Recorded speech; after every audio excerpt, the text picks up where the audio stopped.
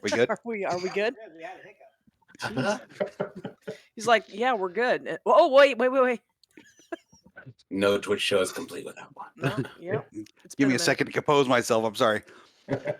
Hi, everybody, and welcome back to the Voyages of here on Rook and Rasp. We're following the story of the USS Serenitis as it continues its mission to explore the Gamma Quadrant. We're using the Star Trek Adventures RPG rules from Modiphius. As a reminder, while we are in no way affiliated with Modiphius, but we really do enjoy the game. I'm Matt, and I'll be running the game tonight. Joining me is some new characters. Sean, you're playing. Who are you playing? I'm playing Rory Vallon, the new first officer. Fantastic. And what about Rob? Who are you playing? Lieutenant Commander Londron or Lonnie Bex. Fantastic. Chief of Security. Phil, who are you playing? Lieutenant Commander Tobin Perrin, the Chief Engineer. And Roxy, you just got stuck with Victor. Sorry. Why kill something good? Right. No, listen, Victor had a nice arc in the first two seasons. We have changed up our cast a little bit. We are locked into this cast. Sarah is normally here. Unfortunately, other things have kept her from being able to be played tonight, but she will be coming back as Commander Charlie. Don't forget, we have Cthulhu's you can spend. Some of us have already beamed up onto the ship. You can definitely do that, even if you've just joined us. And there are other things to spend Cthulhu's on, like momentum and threat and rerolls. So don't hesitate to do that. Please give the players as much as they need. We're going to start with 4, that thing that I just said, momentum, and then 8 threat. Sorry, I'm on top of words tonight. And then as a reminder, you can tip to create an NPC. There's no huge rush to do that, but if you wanted to, we'd be happy to help walk you through it in the chat. Not a problem. Minkler got started. What now? That's how Minkler got started. That's true. That's how we got Minkler, the best, worst character ever. Is Minkler still with us, or did he get transferred off? Oh, no, Minkler's always going to be with us. Okay. Do you not remember what happened with Minkler? He's Section 31. Oh, that's right. So I'm going to have our fantastic producer behind the scenes, John, play the captain's log, and then we will be right back audioly to continue the story. So go ahead. Ship's log, USS Serenitis, Captain Halata reporting.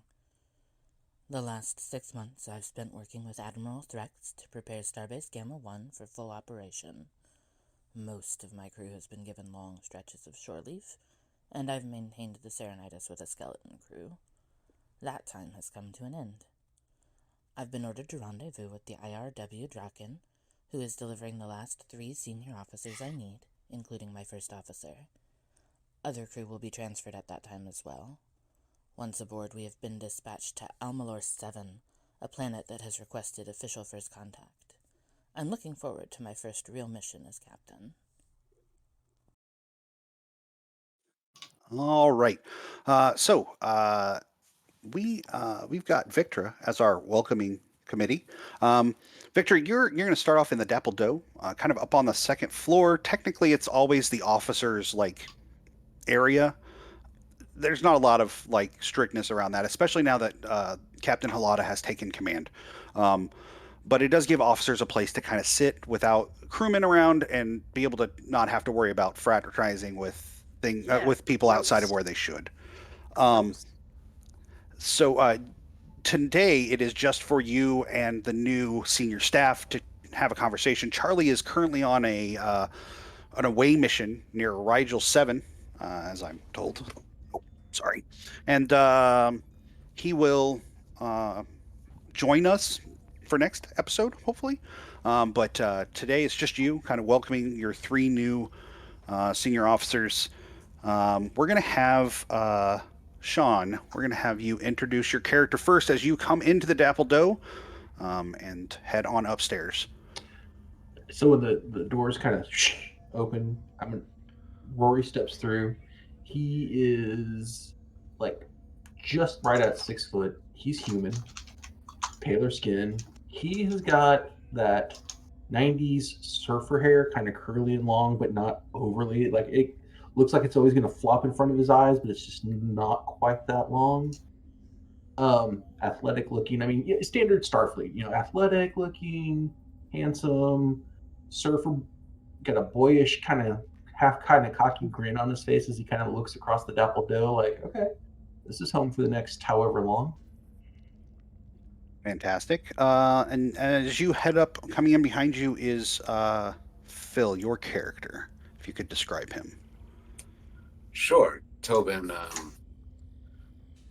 kind of comes in right behind Rory and is almost, if you're really paying close attention, you can tell that Tobin picks up on a lot of the social cues around him, but not all of them.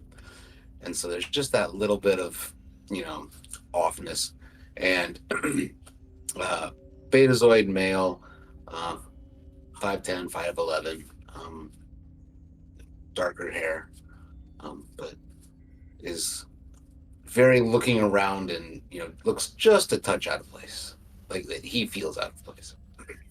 Fantastic. Okay. And then as you head upstairs, Rob, your character comes in. Could you describe your character? All right, yeah. Lonnie is a massive man. He's roughly 7 foot tall. He has long blonde hair sort of pulled into a bun and a short goatee.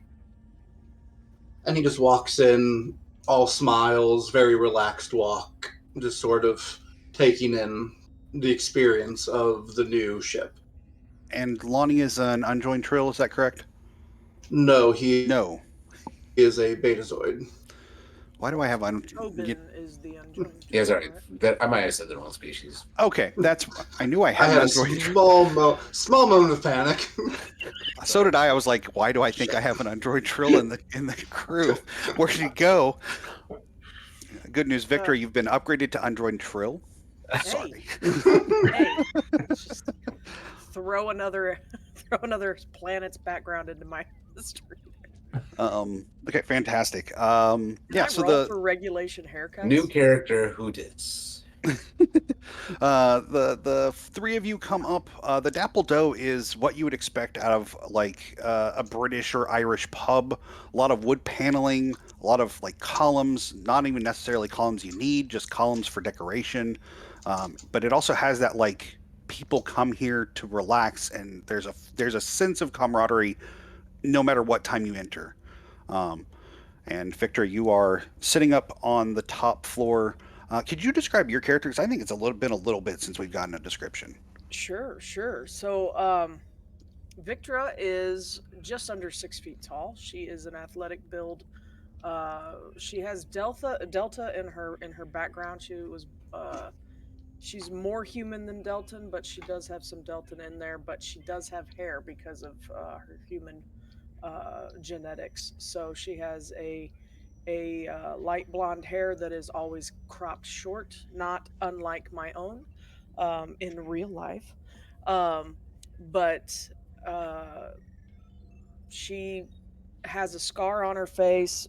She looks a little stern at the moment, but she is kind of the forever lieutenant, so she doesn't outrank any of these people. But her tenure on the ship has been longer, so You are you so putting she's on gonna the? play. She's gonna play like she maybe knows Um, something. is she putting on the adult face? Is that? Yeah.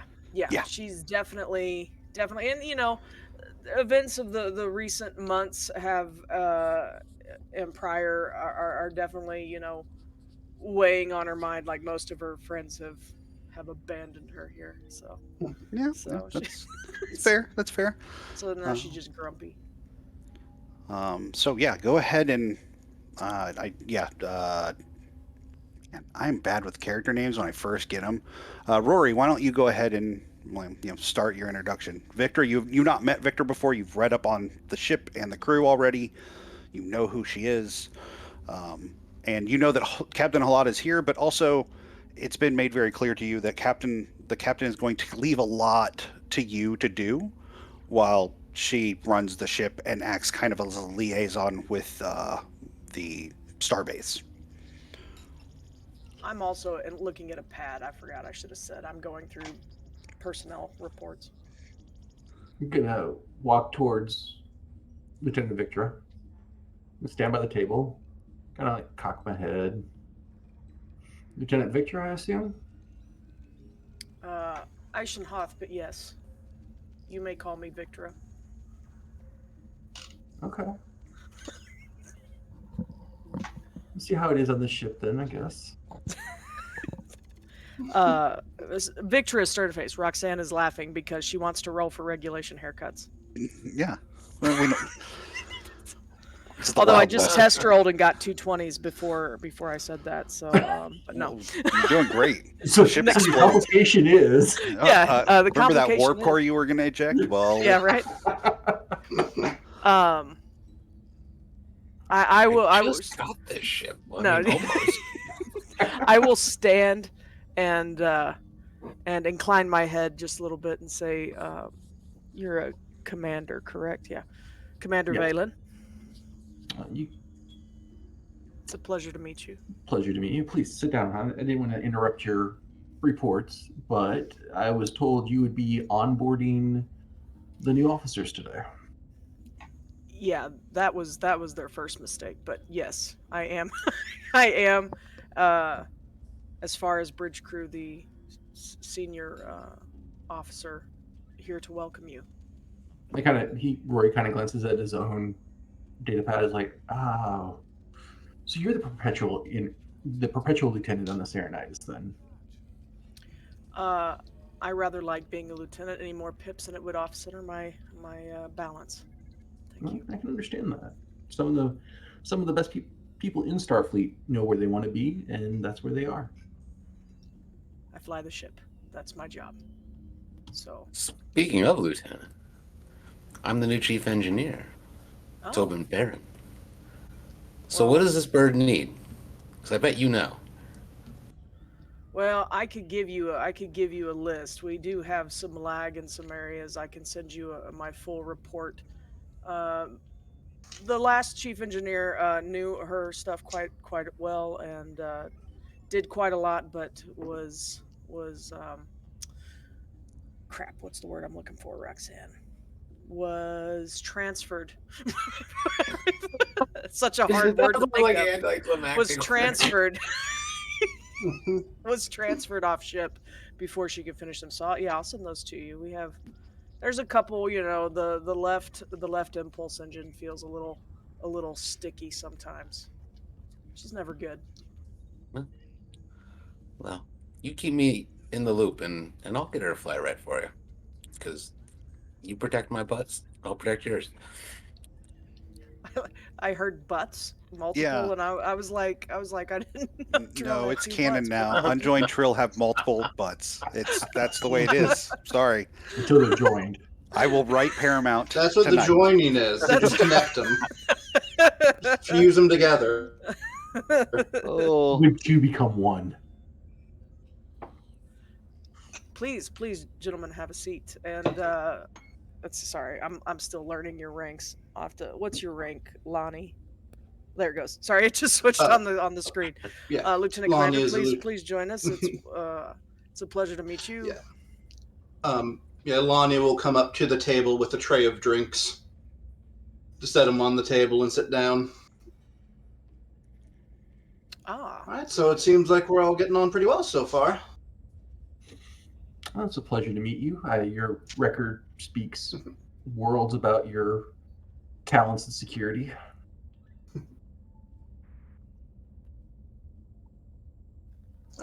Victor's just kind of like I do my staring best. up how tall this individual is. I'm like looking back at her pad and going, "Wow, overlooked that detail."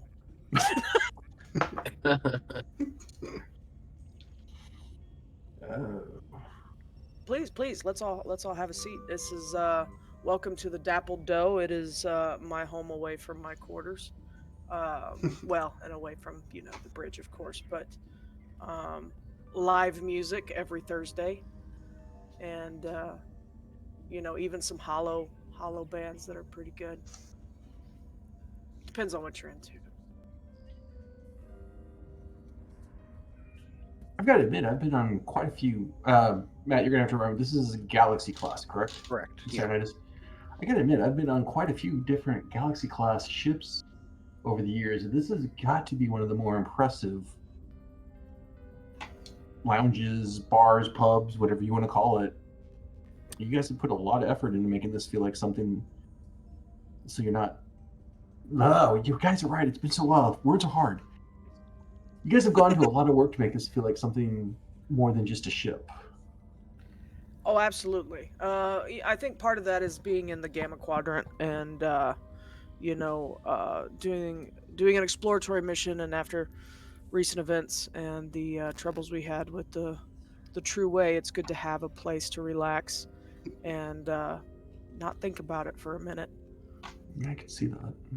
Kind of at that moment that you guys do hear some loud kind of barking laughter. Victor, you're used to this. It's Doxy, the bartender. He's having a good time down there, but he does seem to keep making a bit of a racket. Excuse me one moment. I'm sure have you all met the bartender, or I know you have, Lonnie. I'm sorry. May I call you Lonnie, or would you prefer Oh Commander? yeah. Okay. No, Lonnie's great. Okay. You met him to get some drinks. Did the rest of you get a chance to meet him? He's quite a personality. I haven't yet. No. Although Please this introduce is, yeah, please, and Victor will step down from the officers' lounge and make way over towards the bar.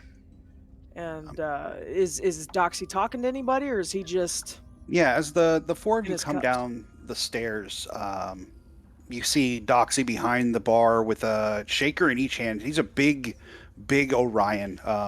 Makes Lonnie look like kind of like a little brother, not overwhelmingly taller, but just a little bit taller than Lonnie is, and big like Orion muscles, kind of just bulging from shaking lots of shakers. That's a bad move to make, Matt. That was clip it. I'm just impressed that his Orion muscles are from just shakers. Yeah. He's talking to a few crewmen who have kind of gathered at the bar, and they're all laughing and drinking quite a bit. And it's also very clear that he is not serving them synthale. He is serving them full alcohol. All four of the crew members seem to be off duty, so not that big of a deal. But also, like, it's not often he breaks out the real stuff unless he's asked. As I approach, I will try to catch his eye, maybe click my heels a little bit. Uh, Mr. Doxy. Oh yes, Victor, it's good to see you. Good to see you.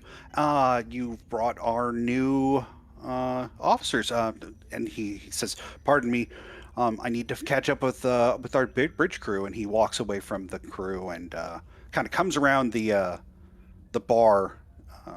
He says, "You look like you're going to be our first officer, Doxy Golf." And he sticks out a big old ham hand, and waits for you to shake it. Yeah. And Commander, if there's anything I can do, please let me know. I know that I might not be as important as perhaps a chief of security or our con officer, but I feel like I do a lot on the other end of things, keeping the crew as calm and ready as possible. Yeah, definitely. I would assume that you would have the pulse on, ship morality, how the crew's feeling, things that we could do probably to lighten the load on their minds, so to speak. So yeah, if there's anything I can do to help with that, let me know. Of course, I will be happy to. And Commander, I've met you already. It's good to see you, Lonnie. I'd be happy to have you in here anytime. And I have not met you, sir. It looks like I believe you're our new chief engineer, right? Yes, indeedy. Fantastic. Well, it's good to see you guys. I'm always here if you need me, and I've got plenty of things planned. I know that Victor doesn't like to talk about it, but we do have a good hollow recording of one of her dad's last concerts. So he'll be here later this week, um, you know, hollow wise, and we've got some other things planned. I will tell you that some of the lower level officers, some of the ensigns, have been trying to put together a new poker game. So if you're looking for a little bit of gambling, I'm sure that I can point you in their direction. Really? Yeah. Oh, I'll play absolutely. poker. Yeah. I mean, there's there's already an officers poker game every Wednesday, but Yeah. if you'd Okay. like to play with the lower decks, that's fine. With the peasants. Came across. Yeah. Oh, thank you. I'm gonna. Do you need anything, or can I? I was just introducing you. It sounded like you were having far too good of a time with Oh, the I'm. crew members over here. The crewmen that he was laughing with. Where do they? Oh, Do I they're all know them? brand new. All Like brand you've new not ones. Yeah. seen them before. You recognize two of the four from just a quick like read through. None of them work directly underneath you, but a couple of them work um, as like a couple of levels below you as shuttle pilots, and yeah, they seem to be celebrating their first ship assignment. So, Uh, go ahead and keep an eye on them, Doxy. Don't let them get too out of hand. It oh, is day one. of course, of course, I will. I will make sure that we switch over to Synthale before too long. Thank you. I was going to suggest that because these ensigns are they ensigns for the most part? No, they're crew. Like they are non-officers. Okay. They're just your run-of-the-mill crew members. Not like fresh like out of the academy or anything Oh like no, that. they are all fresh out of somewhere, Okay. like flight Oh, school or the academy or okay. like engineering. Why don't you go ahead and switch to the synthahol now because that group doesn't look like they know what they're in for with the regular stuff, and I don't think that our ship doctor wants to be inundated with a bunch of hangovers. Fair. I will do that, Commander.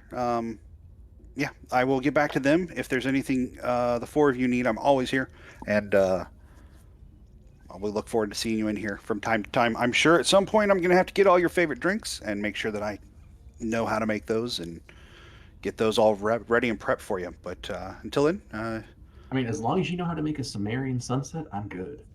oh, it's one of my specialties. Learned it from the bartender on the Enterprise. Guinan was very, very thorough in her teachings. Very impressive. I look forward to trying your drinks. Um, it's about that time, as he's kind of walking back, that Victor, your comm badge chimes.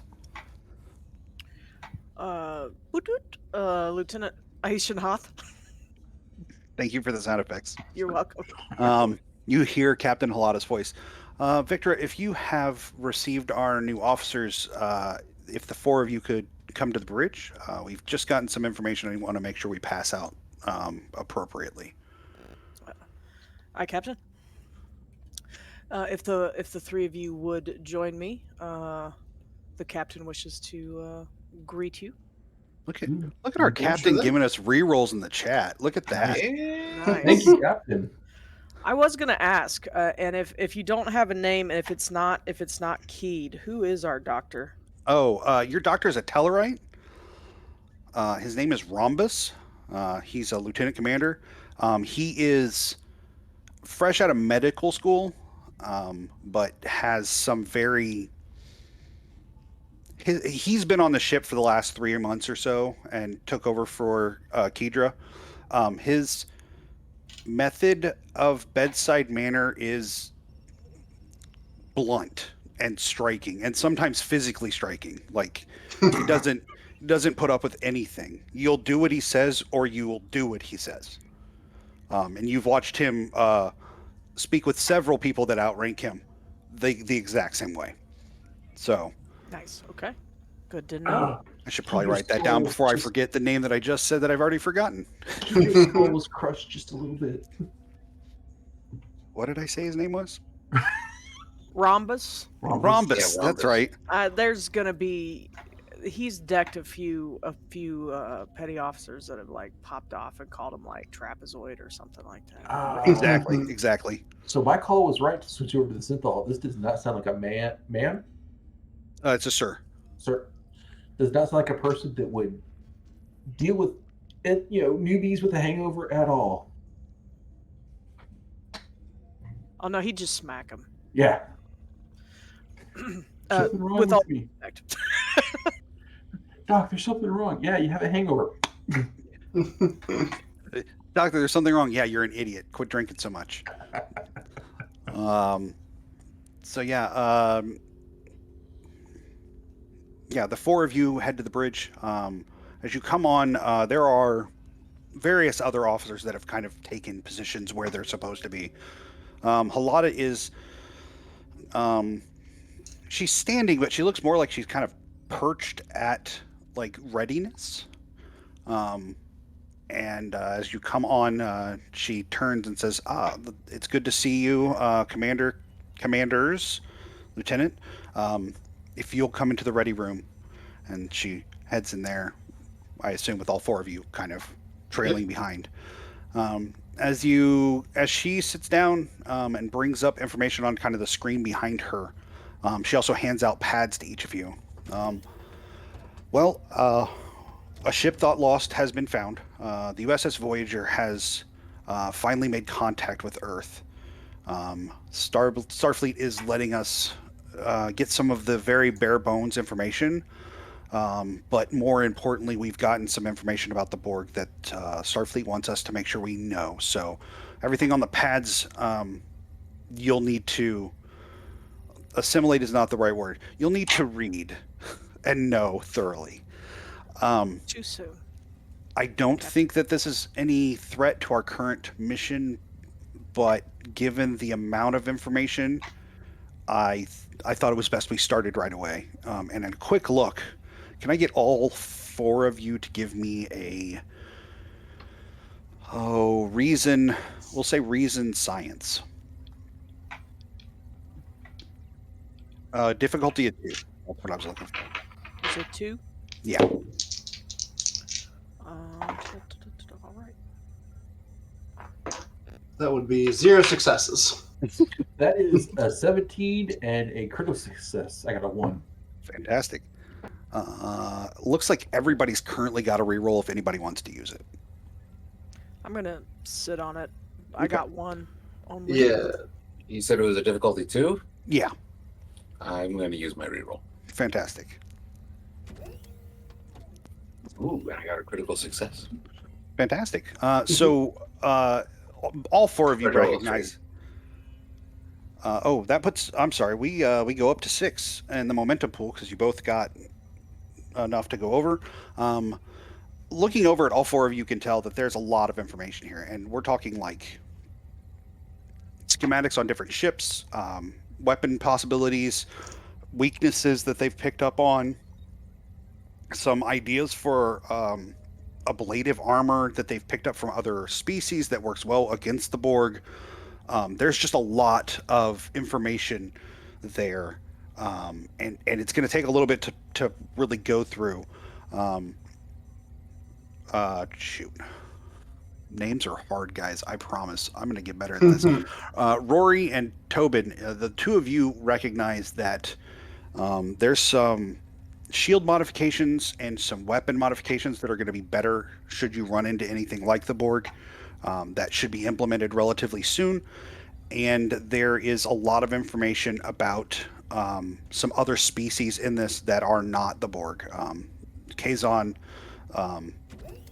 and some other. There's a species 8472 that's listed there, and some others that are important enough because of how much the Voyager has intercepted them. There's also notes that the way that they ended up across the galaxy was jackass aliens is really what it reads. And that won't be a problem again because whoever did it is gone. So Anything about the war crimes that Voyager committed? Oh no, they left that out. That has been probably sent back. It Redacted. probably was not sent out. Like they're not going to be like, and we're going to have to arrest them when they come back. And they're gonna finally promote poor Ensign Kim. No, that's never going to happen. Uh, uh, oh, Oh, I'm sorry. Also, our wonderful producer bought some threat. We appreciate that a lot. Commander Perrin. Is that how you say your last name? Yes. Okay. Commander Perrin, are you seeing these schematics on the shield modifications and weapon modifications? Yes. I'm already thinking about how long it's going to take to implement them. Captain, I'm not saying that it's a priority, but I would like to make that one of his. If it's not something urgent needed for the ship, I would like engineering to start working on these modifications. Of course. Anything, as long as it's not going to interfere with day-to-day operations, I fully support that. I think that getting us a little more firepower and a little more shielding is never going to hurt out here. Like, exactly. I'm thinking, if it's good enough to be effective against the Borg, the unknown that we still come across in the Gamma Quadrant should be a big plus in our favor. Yes, absolutely. And I'll be sure to work on it when we're closer here to safe space, so that I'm not working on it, when we're out and needing it. Yeah, exactly. I know our next step is Almalor 7 for first contact, official first contact. Commander, I'd like to see you lead that, Commander Valen. Okay. Lead that effort. I know we've kind of lost our diplomatic core to the space station, but we are still, as always, diplomats first, or diplomats second after explorers.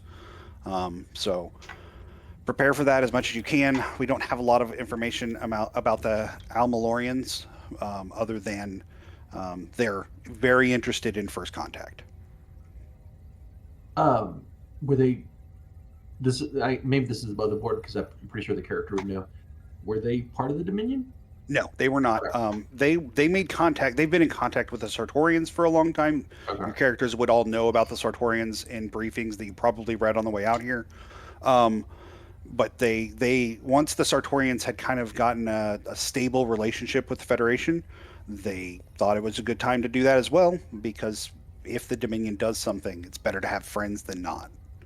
Perfect. So, Did you say they were the Amalorians? Amalorians or I haven't Almalorians. Almalorian.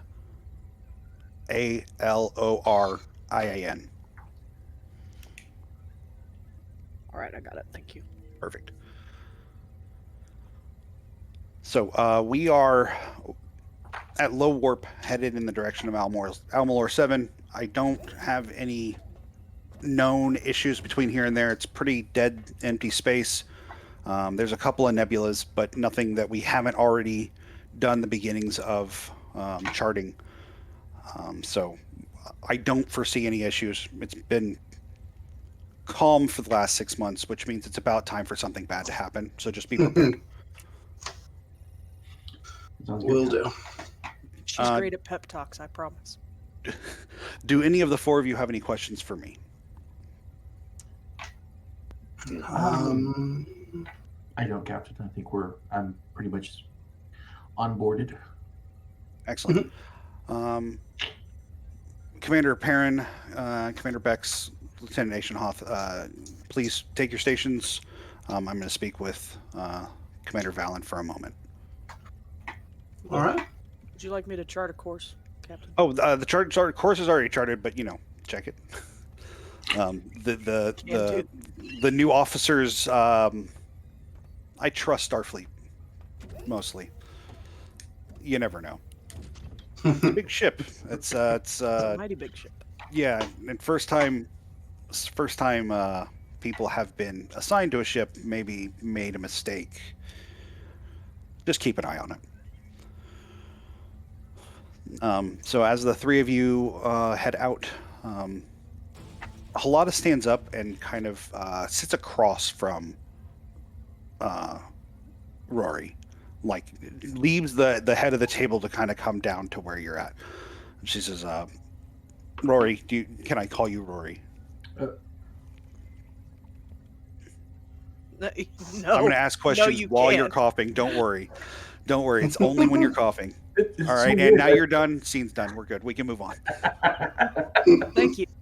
Yes. Yeah, of course, Captain. Of course. Thank you.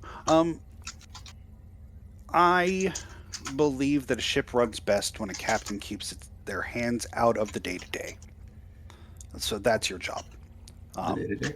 We'll discuss larger ideas and missions and the things we need to, but I don't need to be involved in daily maintenance or crew evaluations unless you need me. I'm always available for advice. I'd be happy to. I know that some of the crew here are have been here as long as I have, or longer, and I'm more than happy to give you kind of my insight on them. But I want to make sure that you're running the ship, and then when I need to step in for other decisions, I don't have to worry about the minutia and the mundane. Captain. I will say, I'd like to inform you there's at least one member of Section 31 on the ship.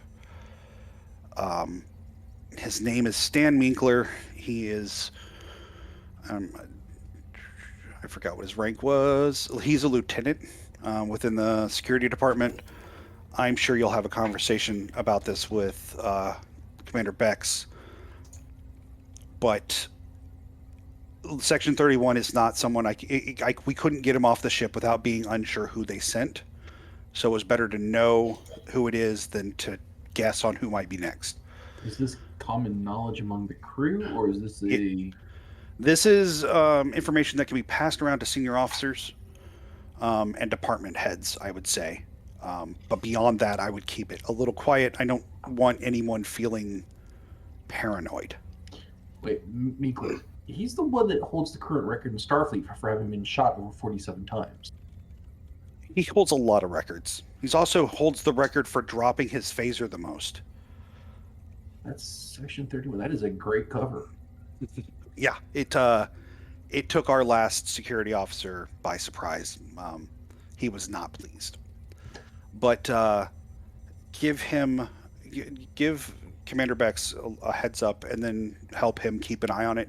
I would also say you have a petty officer also in security, Leverum.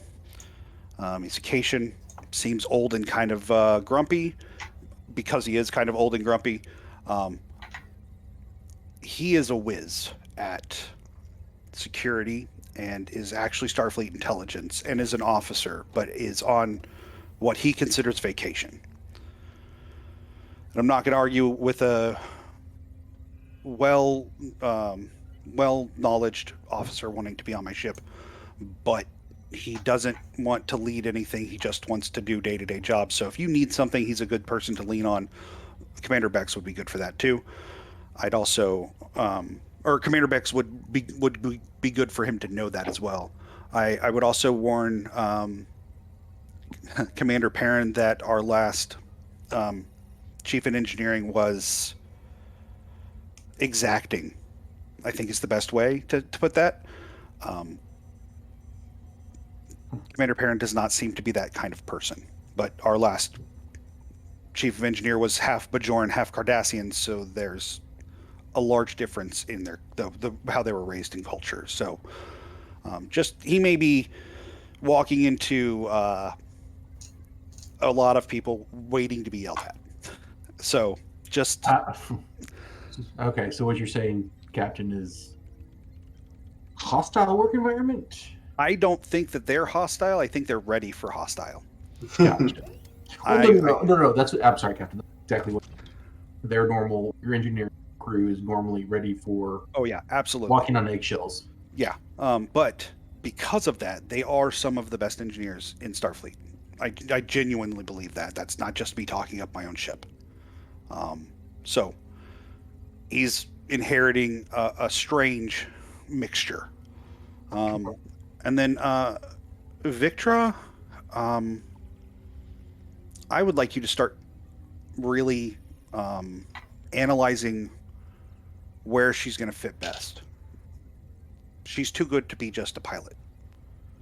So I don't know if her next step is into engineering or into officer candidacy for a commandership at some point, but she should be promoted at some point and see more. I mean, based on what I've met so far and reading her, I don't think she wants to. I understand that, and I wouldn't say that commanding a ship was my first choice, but she's a very capable officer. She's shown time and again that she can save lives. I don't want to see that held back just because she likes flying a ship, and that's it. So, like, she has a lot of room to grow, and I think she's more than capable of it. And at some point, we will need to sit down and talk with her about her commander testing. So in other words, it's time for her to stop surfing the breakers and go for the big wave. Yeah, I mean, we'll see what happens. But she's definitely someone else you can lean on. She knows the ship in and out. If she tells you something's not working quite right, even if you can't feel it, she can feel it through the ship. I don't doubt her for an instant. So keep that in mind. Definitely. Now, do you have any questions about the Serenitis or myself that we would need to cover so that we can work well together? I don't believe so, Captain. I believe the reports were pretty clear. I don't think they're... I mean, if there's stuff that isn't in the report, it's probably stuff I don't need to know about at this time. There's, I'm sure you read through some of our mission briefings from what we've been doing for the last couple of years. I don't know. It is. I don't know what else is going to happen, but it has been a trip so far. So just be ready. Always am. Excellent. Well, let's go find your new seat. And she stands up and heads out onto the bridge. Follow behind. I'm going to get there. Yep. Perrin, have you gone down to engineering? Did you stay up on the kind of the bridge? There is an engineering station. It's just not. It's not engineering. Am I on duty? Because I went to the Apple Dough and had drinks, so I'm guessing no. You're kind of on duty. The drinks at the Dabble Dough are all synthahol, so like it's not like you have to be drunk. You can just not worry about it. But it is it's up to you on where you wanted to go. I probably would have gone down to main engineering. Fantastic. Yeah. Okay. So as the captain and the first officer come out, the captain takes his seat and motions for Rory to sit next to him, or sit next to her, and then you just a little bit of chatter back and forth as the three of you players hang out on the bridge. We need to know how the first officer sits in his chair. Well, he can't. He Well, he can't go over the back, but I mean, Yeah. does he lean on one side? Does he sit straight? I mean, it says a I lot assume about... he's like full man spread. No, Like- no, I'm not like that. No, he's not. He's not the full man spread. So yeah, he does the classic Starfleet tug and sit, and That sounds terrible, but yeah. he sits. He leans back, kind of leans to the side just a little bit. I mean, there's a little air of cockiness to him. So kind of sitting, tilted. Excellent. Sorry, I'm trying to make sure I didn't miss anything in chat. Thank you, Roxy, for all of the gifted tiers or gifted things. What do you call those? Subs. Subscriptions. Subs. I was like, well, I don't know, what did I do? But yes, no, I threw some gifted subs out there. I haven't been here in a minute. I promise. I know what words are. They're just not in my brain anymore. It's been a minute for us all. We're doing good. We're doing good. And if people don't like it, they can. Well, I mean, it's not like I stick around forgot. a little longer. I didn't forget a word like transferred. Yeah, well, I couldn't think of I was trying to think of a military word, and I was like, no, I think it's just transferred. Yeah, It is. yeah. Relocated. Reassigned. That's probably the word I was looking for. That's Retransferred. retransferred. So Tobin, as you get into engineering, um, there are several officers and crewmen kind of moving about their day, doing clearly the work they're supposed to be doing. Um, no one seems to notice you for a minute until um, a hold on, I'm looking for him. Where do you go? There we go. A lieutenant comes up to you and says, "Commander, are you Commander Perrin?" I am, and you are? I'm Lieutenant Junior Grade Liv Stern. Um, happy So nice to meet to you. happy to meet you as well. I was told that you would be here eventually. We're getting some last minute diagnostics done for some regular maintenance, but I'd be happy to show you around the engineering if that would be okay, sir. By all means, show me the way. Um, and she takes you through. It's the same engineering layout as you would expect from like the next generation. So you've got that weird tabley thing, and then there's a couple of like spots where people can work, and there's ladders up and down, and a weird elevator that's open. Doesn't seem like an OSHA violation at all. But like you probably have 24 engineers doing just basic maintenance and watching levels, and they seem to be doing a good job. Can you give me let's call it insight and engineering with a difficulty of 1?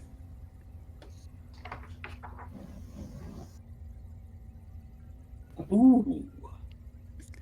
Ooh. I have 1 success. Okay. And I have a 20. Fantastic. There goes that warp core. That's just a heck of a complication. As you are watching them work, they're not avoiding you, but they're definitely not coming close. Like they're giving you a wide berth and not really. It's not that they're not acknowledging you. It's just they're not like they nod their head at you and then keep moving. Oh, okay. Thank you for the tour. My office is right over there, right? Yes, sir. Yes, sir. Okay, and I go hide. Fantastic. As you start to step into your office, there is a light shutter, and you feel the warp speed drop, probably from like a warp 5 to like a warp 3, and a bunch of little flashes go off everywhere. Yeah, I'll go to the nearest panel and try to figure out what caused that, if it was intentional or not. Give me another insight engineering. This one's going to be a difficulty of 3. Is this something where I'm trying to determine the source of a technical problem with my ship? Yes. It also warp field dynamics would apply. All right, so I know my ship is a talent that will give me an extra D20. Fantastic. And then you'll And I'd crit like to- on your engineering. Okay, and I'd like to buy a die. Sure. That'll push down to 5. Momentum.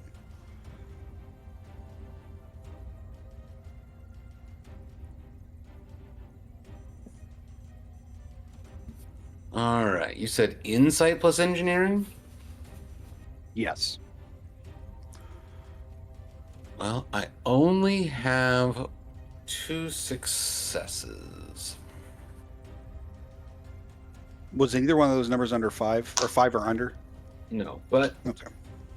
I said I was going to buy a die, and I only rolled 3 dice, so Yep, that's 'cause true. I can't count.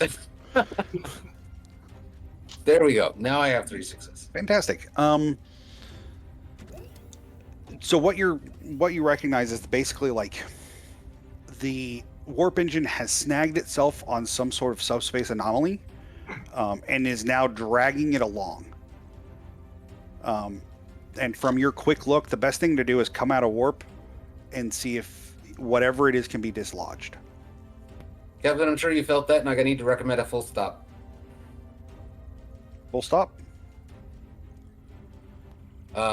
So it looks like we tagged on something, and we've kind of stretched that. I think I'm going to need a few minutes to figure out what the warp field snagged, and maybe, work with our science officer on what the heck. Can I get you to roll a reason science with a difficulty of 3? The ship can assist with sensors and science, which would be a 13 if somebody else wants to roll that one die for that. Yeah. 1 success for the ship. Fantastic. You said reason plus science? Yep. Do any of my focuses apply? As soon as I remember where they are. Oh, no, never mind. This doesn't matter. Yeah. I have 2 successes. Fantastic. So that's a 3 you need. After a quick kind of like sensor check, whatever it is or was when you dropped out of warp is gone. Like dropping out of warp unsnagged the ship. There is some minor damage, like things that can be done, that can be patched up during travel. It's not that big of a deal. It's just there's some minor repairs that need to be done.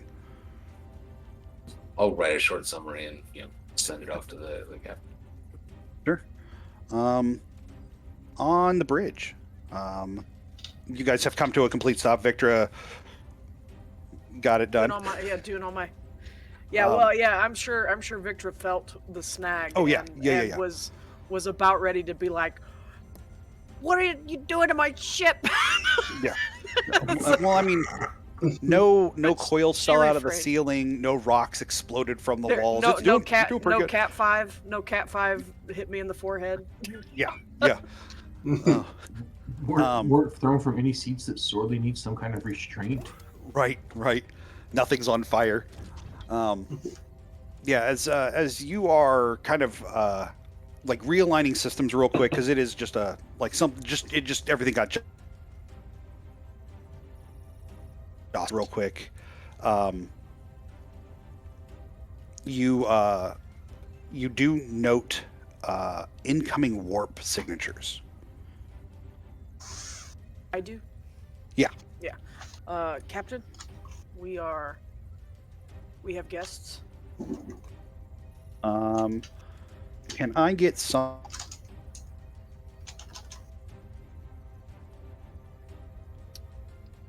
You're getting a little.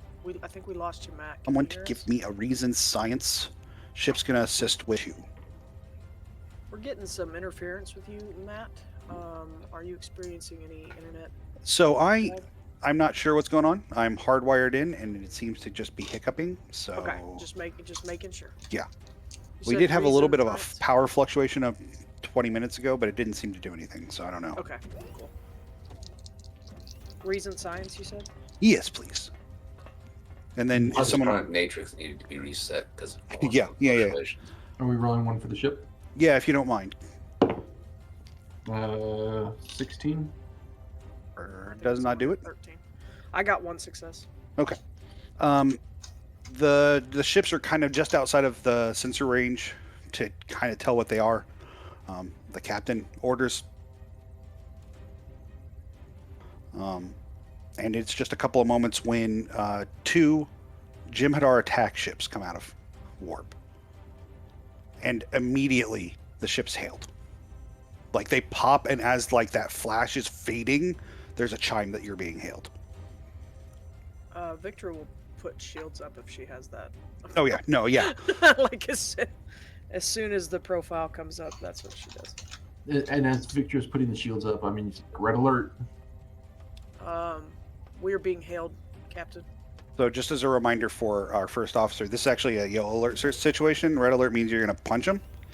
Yellow alert means you're going to. Hadar. You're We're just cautious. Jim technically you're a piece. All right, yellow alert. Technically.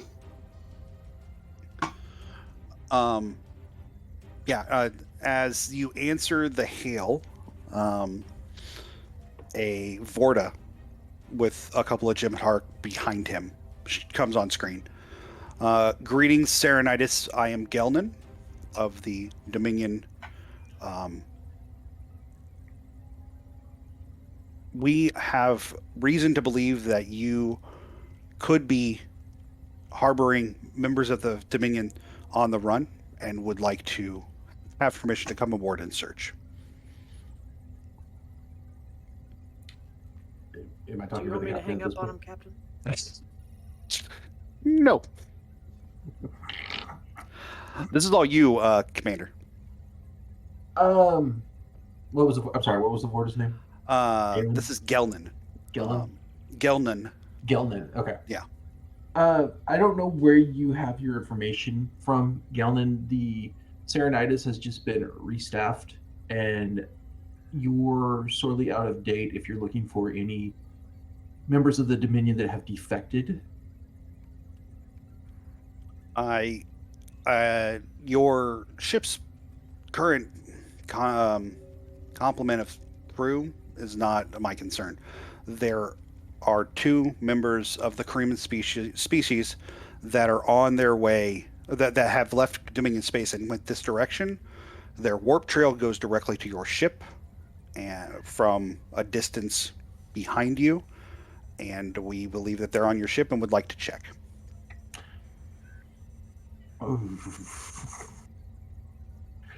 I'm actually unfamiliar with what you're.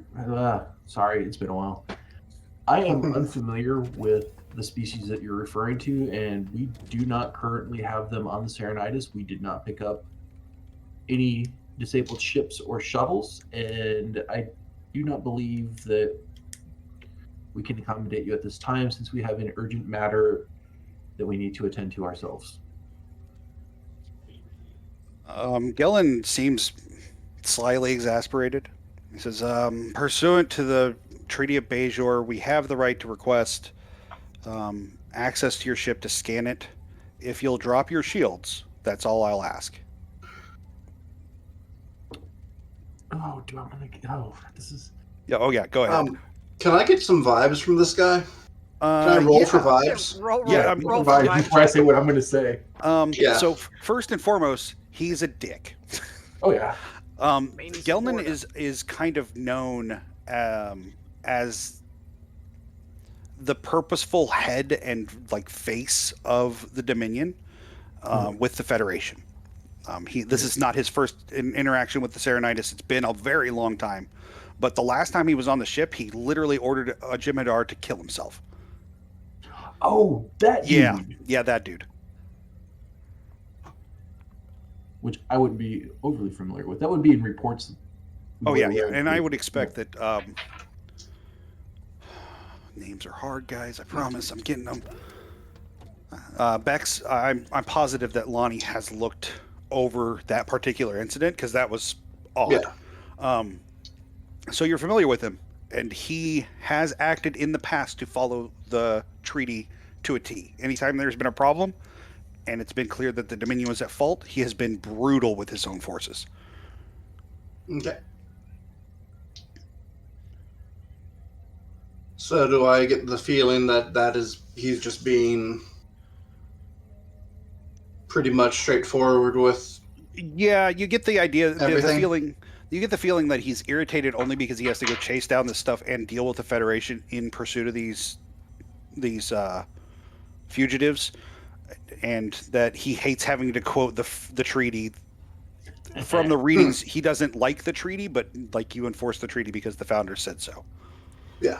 Knowing what Gelden has said, can I low-key run a scan to see if there's a ship in our wake? Oh yeah, for sure. It's going to be reason and science. We'll call it a difficulty of 1, but the more you get, like the more successes you get, will improve that. The ship will assist with sensors and science, and it's a 13 if somebody wants to roll that. Well, I can go ahead and roll that. Okay.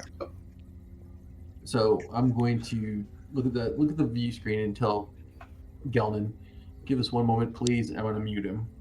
Sure. I'm gonna Yeah, return. I didn't get any successes. Did you get a 20 though? though? I did. I got a Yeah. complication. Yeah. Oh no, Commander Bex, what is your assessment of the situation? Should we be good to lower the shields, or should we remain guarded? I mean, truth be told, he's a dick. But aside from that, he seems to be on the up and up. He's not. I don't think he's blowing smoke about wanting us to drop our shields so they can get an attack on us or anything like that. Did the ship get a success? Yes, the ship did get a success. So, Victra, the one character's name I should know, I can't remember. Great. Victra, you do show that there is a very faint warp trail that you wouldn't have picked up because you weren't. It's not quite the right way it should be for a warp trail. Something's wrong with whatever engine is giving it off. So it's kind of masked. But now that you see it, it does, like, no lie, it comes, you're flying along it. Okay. Oh crap! Did we run over the? Yeah, No, we ran I over them in warp. Yes, that was what the shutter was. Ah, that makes sense. Like a June bug against the screen. Boom. Bing! Just things. Wow. I will, Commander. I am Yes. picking up a warp signature. Perhaps what snagged us while we were in warp. All right, I'm going to drop shields so that they can do their scan. But Lieutenant, I want you to be ready at a moment notice to raise shields and go to red alert if they're trying anything. Aye, Commander. Unmute. Go ahead and begin your scans. I'm dropping shields now. Thank you, Commander. Yeah, the scan of the ship takes 30 seconds. And he says, we are not detecting any Krima life forms on your ship. However, we do see that your warp engine is... Something has happened to it recently. I believe that you may have been affected by the ship that was fleeing from us. Yeah, we just moments before you showed up on this, we had hit something in subspace that seemed to have entangled our engine, shut the warp core down, and we're currently correcting that as we speak. Commander, We got Kareema'd.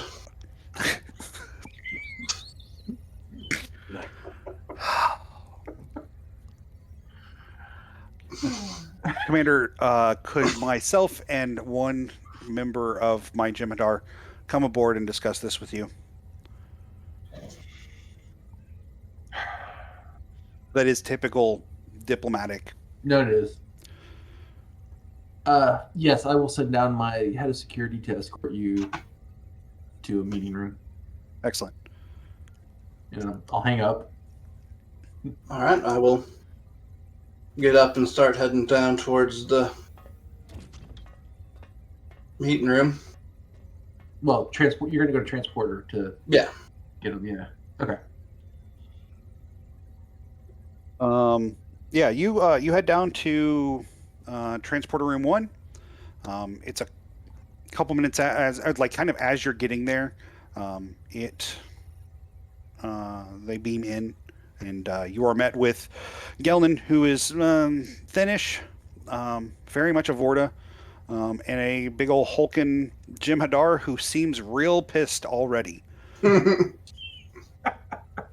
And he See how angry we Wouldn't get you this be guy. if you had to escort Gilman? Gelman steps down off of the transporter, and he says, I believe your name is Bex, correct? Commander? Lieutenant Commander. Yeah, but you can call me Lonnie. Excellent, Lonnie. Thank you for meeting us. I appreciate your assistance. I understand being cautious, as my friend here will attest to. He's often keeping me cautious, so I'd be happy to go to wherever we're headed. All right. Follow just down this way. You take him And back I'll to start. the ready room? Yep. Are we taking? Do we want to take To it the bridge, meeting or room we that take- was agreed upon. Yeah, the ready room is where you take all of the people. It's just a thing. It is, but they're Jem'Hadar. That's fine. Bring him to the ready room. Perrin. Hey, guy. Yeah, Aaron. Baron. Phil's character, Perrin. You are also requested on the in the ready room as well. Oh boy.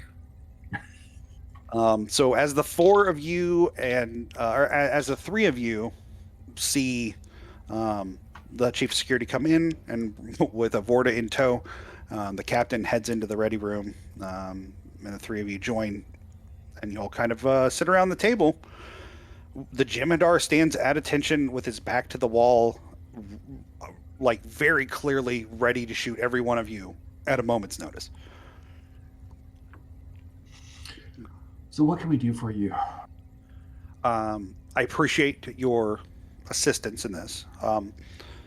You said that your ship had hit something, had hit some sort of...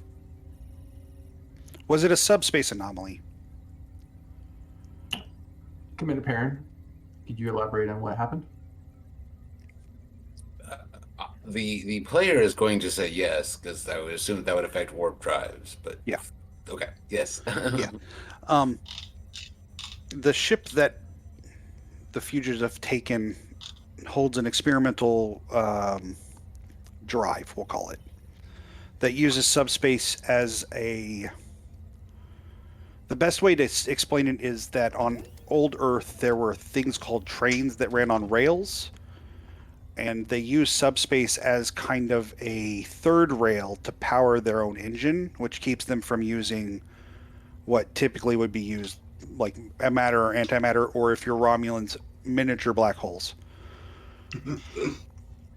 And the reason it's still experimental is because it rips subspace at times, and I believe that is perhaps what has happened to your ship. The damage that we got from the scan shows that kind of evidence. So what you're saying then is we should send the bill for this damage to the Dominion? I'd be happy to send my Jem'Hadar engineers over here, but I'm pretty sure your engineers are far, far better. No, there's no need for that. So what do you need our help with then? It's possible that due to the drive's configuration, that they will be pulled back to you. Okay. So we would like to stay here and wait with you. You said you had something pressing to do. I don't know how pressing that is and whether or not you can sit for a moment.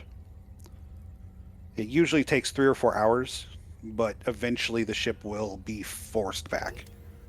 I'm going to kind of glance at the other three, kind of the spoken...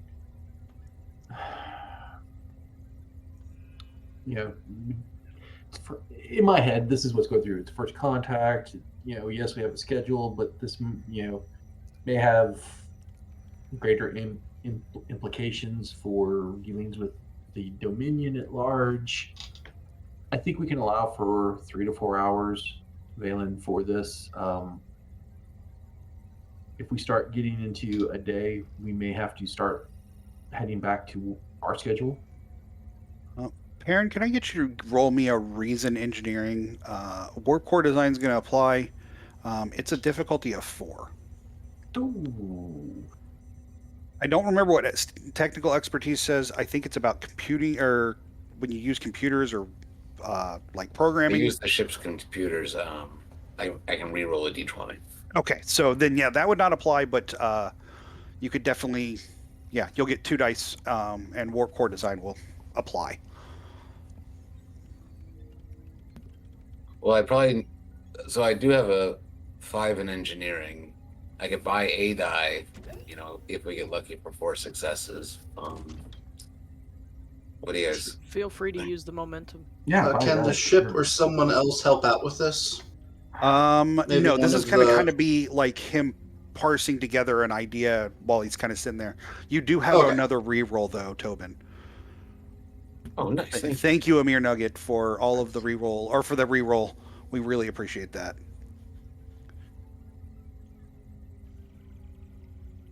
What's our momentum at? 5. After the one by or before the one by? Oh, before. So you could put yourself at 2, and that would give you 2 dice.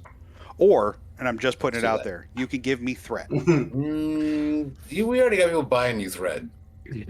Yeah, really. Yeah, we've Alright, I'm been gonna buy 2. complicating more Okay. threat.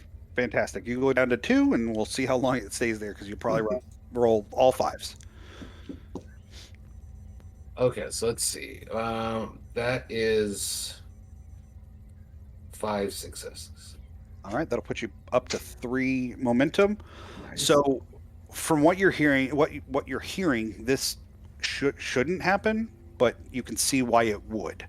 Like in the physics classes you took, this should not happen. This is absolutely against the physics you understand. But like you're seeing kind of the larger picture that this may be a possibility. You could possibly speed up the return of the ship by feeding energy into that subspace anomaly. And it should be relatively easy. It's just a matter of finding kind of the right frequency. And that would just be a kind of a trial and error. So I'll send a brief note to the commander's station or pad or whatever they happen to be looking at, kind of saying, a few hours to check out this technology, and I might have a way to, boost our chances. We could get some new tech. Do you say this, or you just like kind of? No, I like Okay. private message, whatever. You're all up in the captain's DMs. Gotcha. Well, the commander seems to be making. Oh, for sure. Yeah. Decisions, but yeah. Everybody's up my DMs.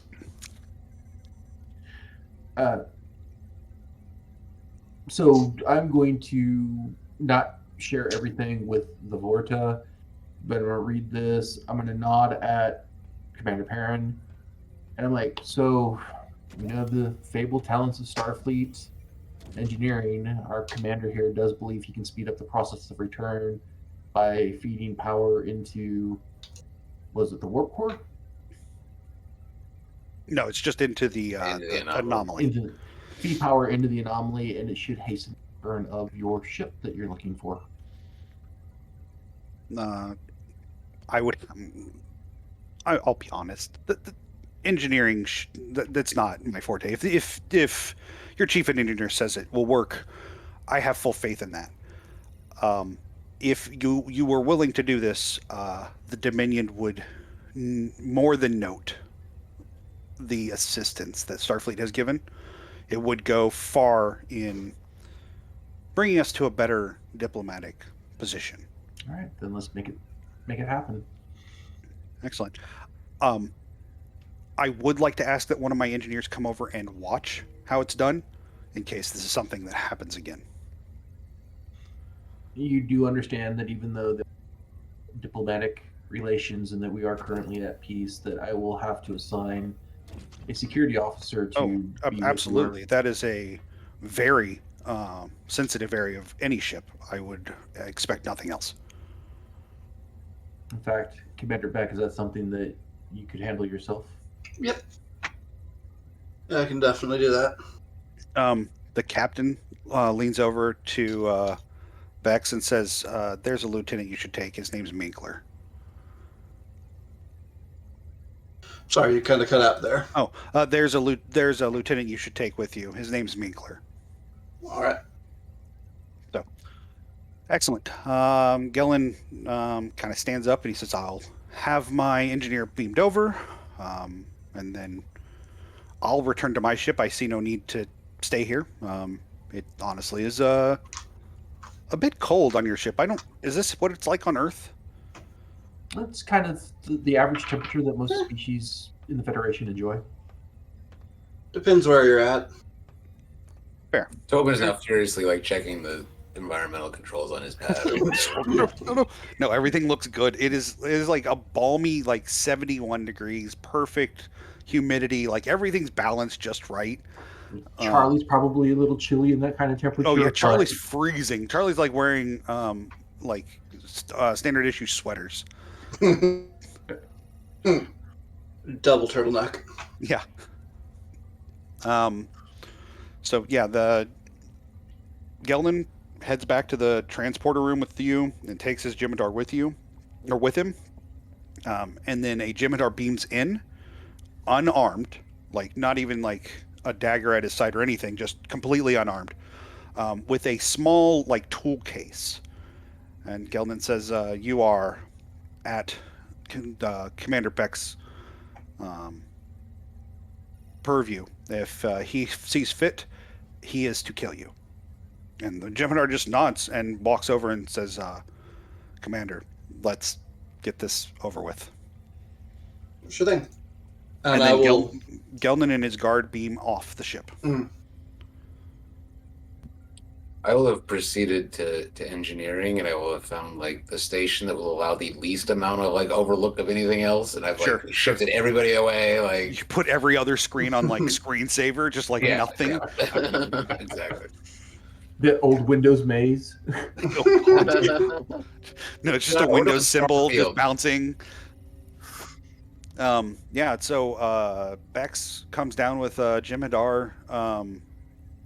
He opens a tool case and pulls out he has several tools. You recognize kind of what they are. You've read up on the tool sets that the Jim'Hadar and the Dominion use. It's just basic kind of working equipment, but he pulls out a pad and starts taking notes, and he says, "Commander, I am 4th Artlacon. Please walk me through your process, if you could." Okay, was that at me or was that? That was at you. Okay. Well, what I was actually thinking is that if we, went this and took it through a multi-phase Ignatian frequency relay, then maybe we could get it in phase, and then that might pull them instead of us being pulled. That's interesting. That is I'd heard that Federation engineers thought differently. I would never have come across that idea. And then tell me a little bit more about what might have created it. I might be able to amplify it.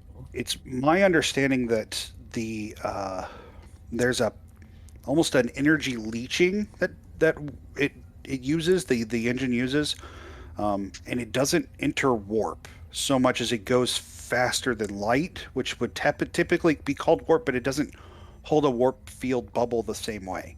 And he pulls up schematics and he says, "I don't know how much I'm supposed to share with you, but I wasn't ordered to not share this, so here." I just dive into it, not in any like, oh, I'm gonna like espionage this, and it's just like a curious engineer be like, ooh. So what they're doing, it's first of all what he's handed you is not designed by Jim'Hadar. It is just designed by a species called Dosai, which is a member of the Dominion, and the Dosai are known to be cloners, and they're the ones that create the Vorta and the Jim'Hadar. Like they're directly behind all of the clones and all of the process for Catcher Cell White being addiction for the Jim'Hadar. So like the Dosai are like the engineering core essentially. And he says, or as you kind of look through it, what he's saying is correct. The problem is it is going to, like, you can see that it's going to tear open subspace holes, and there's not a lot of ways to work around that. Whatever they've stolen is not safe. You guys don't mess around, do ya? Well, I hope you haven't, torn apart all the subspace throughout this quadrant. I just got here. It's my understanding that this was being used around a small moon above a lifeless planet to try and tweak it, but I don't know how much it has affected it. Well, I might do some thinking about how we might be able to detect these so that we can, be aware of them so we don't keep pulling on them. But I do think that original plan will still kind of, bring that ship back so we can at least hopefully save them and have them not tear this quadrant apart. Excellent. I will assist you with frequencies. I know Dominion frequencies, I think perhaps better than you do, but otherwise, tell me what you need and I will do my best. Why don't you start with? I'll start. Okay. We're going to have you roll engineering and reason. Warp field dynamics is definitely going to apply. And you're going to need a total of 6 successes, but it doesn't have to be all at once. Like, you guys are working through a process. It's just more of a matter of how long it's going to take you. Can the ship assist? The ship can't assist because he's going to, like, the Jemadar is going okay, to that's assist. right. Okay, cool. So I will actually roll for the Jemadar. So go ahead and roll the first time, and we'll see where we get. You said it was a difficulty of Six or six total, but it can be over multiple rolls. It's not going to hurt anything. It's just a matter of how long. Well, I'm kind of, into winging it.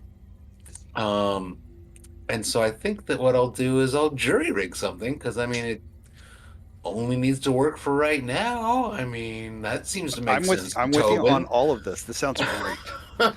This definitely will not lead to a warp core meltdown. Don't worry about it. So my I was just it does align to joking. one of my talents. Yeah. Or sorry, one of my values, but also aligns to my jury rig talent. So I can reduce the difficulty by 2. The repairs are only temporary and only last a single scene. Yeah, that'll work. Okay. So it becomes a 4. He has already rolled and gotten 1 success, so you're getting already there. Right. You said it was reason engineer? Yeah. Okay. Well, that's 2 successes, but that was 16 and a 17. I'm challenging myself there. Okay. As you start to work through it, you spend probably half an hour kind of realigning and getting the deflector dish ready to emit the energy you would need at the frequency you would need. Go ahead and give me another roll. Oh, good night. He does not help. 3 successes. Fantastic. So that's going to put. I'm going to take 2 of those successes and just give us 1 momentum. So we're at 4 momentum now.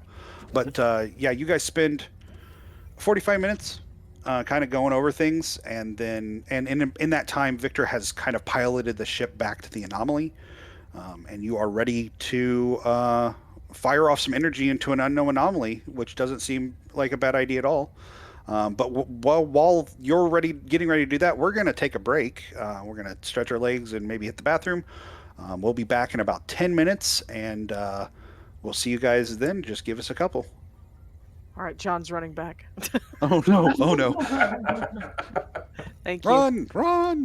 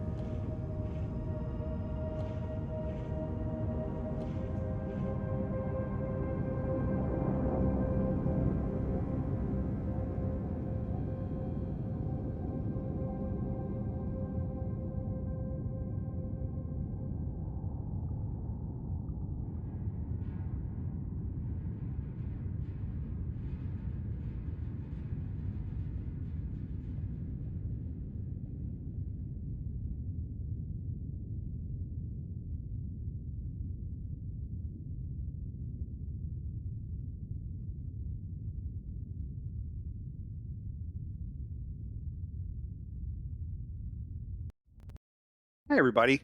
And I hope we're back. I don't know. John will tell us if we didn't come back. No, we're back. Hey, we appreciate all you guys here. Thank you for coming out tonight. If you have not followed us, now's the time to do it. We already got a new follower, LS Mufa. We'll We take appreciate that. And we appreciate people from across the pond watching. That's definitely very nice. So if you haven't followed us, that's great. You should. If you have followed us and you wanted to support the channel, a little bit of subscribe would go a long way, and we really appreciate every subscription we get, and it's a big deal. And don't forget, if you have Amazon Prime, you have an free Amazon Prime Twitch subscription, because use it before you lose it. because that giant evil corporation has to own something fun. It's so funny to me that the guy was like, "Well, that's a lot of money we're spending and I'm like, "You're Amazon. Get listen, over it. Get It's over gonna it." it's gonna cut into our profits. We're only gonna make 18 billion instead of 18.0001 billion. It's unacceptable. I was like, so for every $100 Prime subscription, you essentially donate $2.50. Yeah. Cool. Cool. I'm sorry that that's cutting into your pocket cash. Yeah. Poor guys. Anyway. I feel bad for them. Like they are doing a lot for. No, they're not.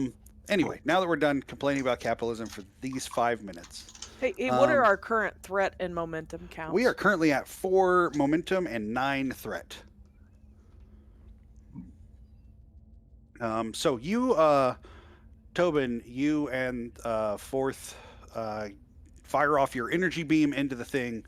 The ship kind of rumbles a little bit, but you were a little expecting it. Like there was going to be a little bit of feedback, and you guys dial in on the appropriate frequency pretty quickly.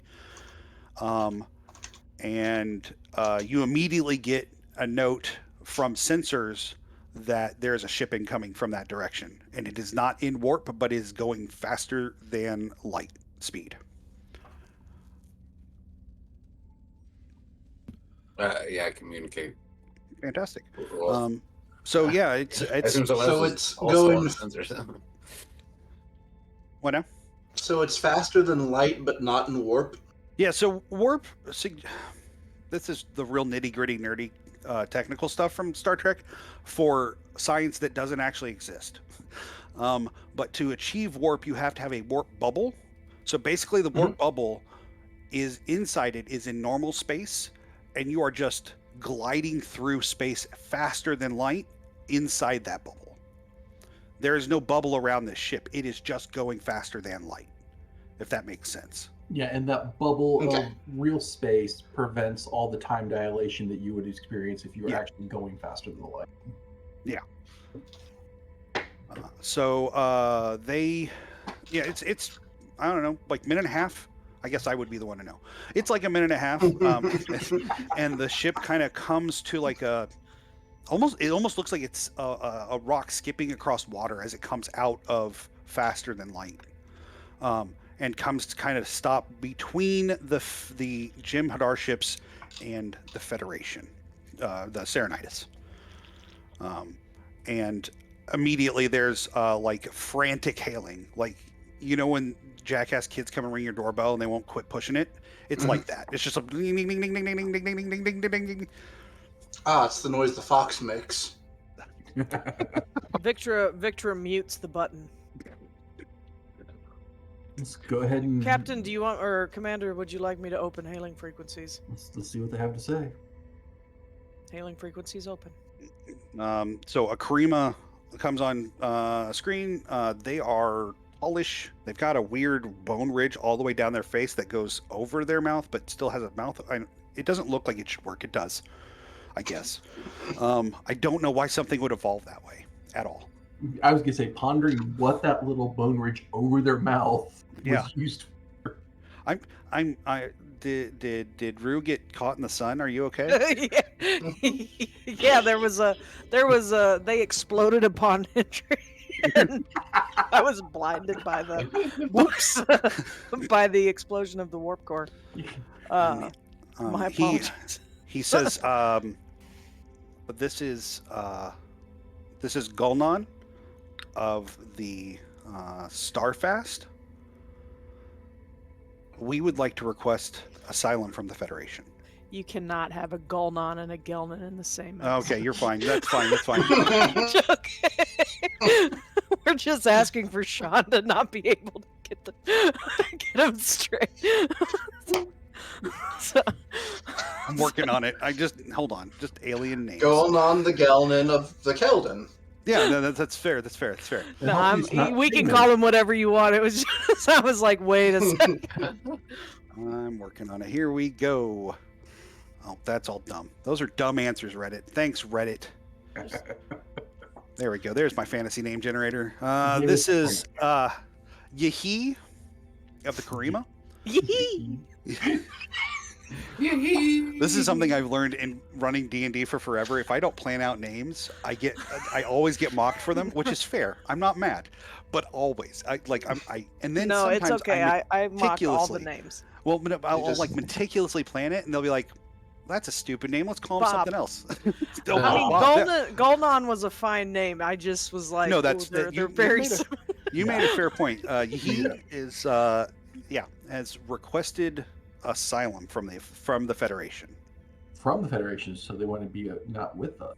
No, they want No, you to they give want them- they want No, us I to know. grant them I know. asylum. It just sounds Ugh. weird. I know it's the correct turn of phrase. It just sounds weird. Not this Oh again. Lord. Great. Now we're gonna piss off the Dominion Yeah. because the Starfleet can't say no. Are they close enough to us that can we enclose them within our shield? Victor could like real quickly just like slide the ship over and do that without much of an issue. Okay. Let's Cha-cha do that. slides I'm not around. offering them asylum yet, but let's make it under our protection. They can so be we in our hear what they have shield to say. bubble. Yeah, as Victor, go ahead and give me let's call it a control con, difficulty 1. Hey, something I can do. Kept getting these science rolls. I'm like, ah, crap. Let's see here. And helm operations definitely falls under this.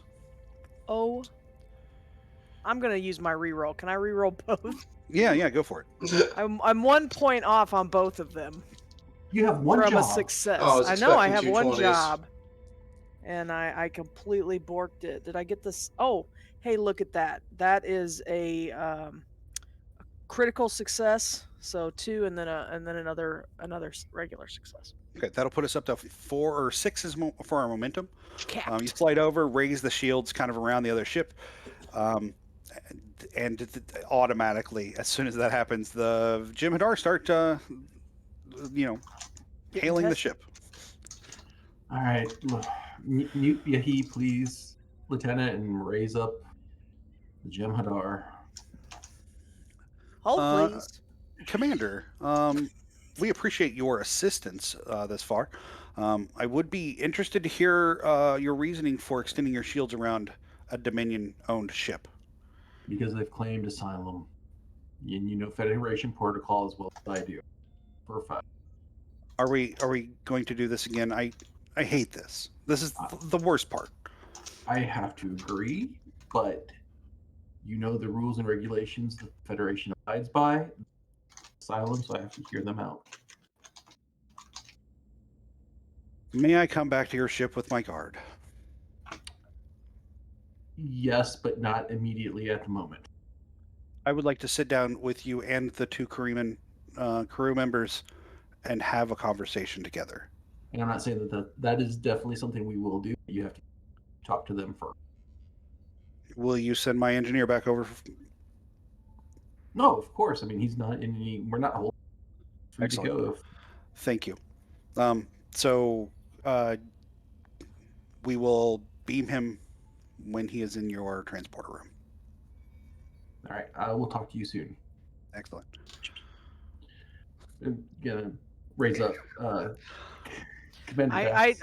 I switch the switchboards back and reconnect Yahi. Victor, both flying the ship and the switchboard operator. Yeah, I am Ahura and Chekhov. Well, normally that would be Bex's position, but Yeah. he's done engineering. Yeah, that's fine. I don't mind. And raise him up on the comms. Commander Bex, can you escort the Jem'Hadar engineering back to transport and get up to the bridge as soon as possible? The situation has changed. Sure thing. And then I'm going to raise up Commander. Oh, see, now I'm being bad with names. Perrin. Perrin. Yep. Commander Perrin, if you would request your presence on the bridge. If everything is done with the anomaly, I'll leave the crew to keep an eye on it, just make sure nothing else wonky happens. But I'll be there in a jiffy, not a literal jiffy, because it's a real unit of time. But I'll be there. Thank you, Commander. You do note, Commander Perrin, as you're as you're kind of finishing up and heading that way, the anomaly itself is starting to close and heal, as though whatever was had ripped it open, once it came back, had kind of allowed it to start closing. Ooh, self-healing anomalies. Is that like a self-healing stimple? Yes, exactly. It's exactly like that. So, Lieutenant, please open the line back to Yahi. Hailing frequencies open. We need to get you a little earpiece. I need a little horn right here. I'm just gonna attach it to my head, my headset. Yeah. So, did he introduce himself with a rank? Was it? No, he said, "My name is Ihi." Yahi. It's Dominion Yahoo. Yeah, one is named Yahi, the other one's Yahoo. Yahi, you have definitely put us in a situation. The Jem'Hadar is claiming that the Vorta is claiming that you stole technology from the name is Yahoo. Oh, sorry. I thought I was muted. Yes.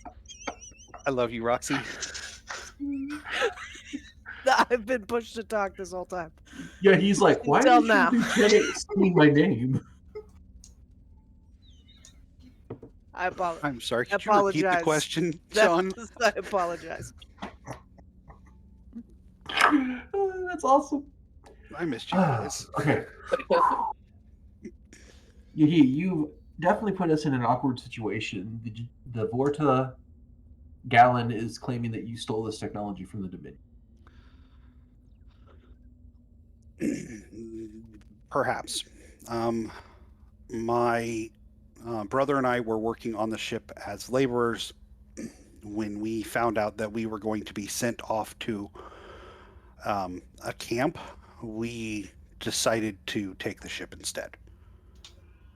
You decided to take an experimental ship from the Dominion who has a history of dealing ruthlessly with people that them. Our hope was to make it to your space station and request asylum there, but something happened and we were pulled back here.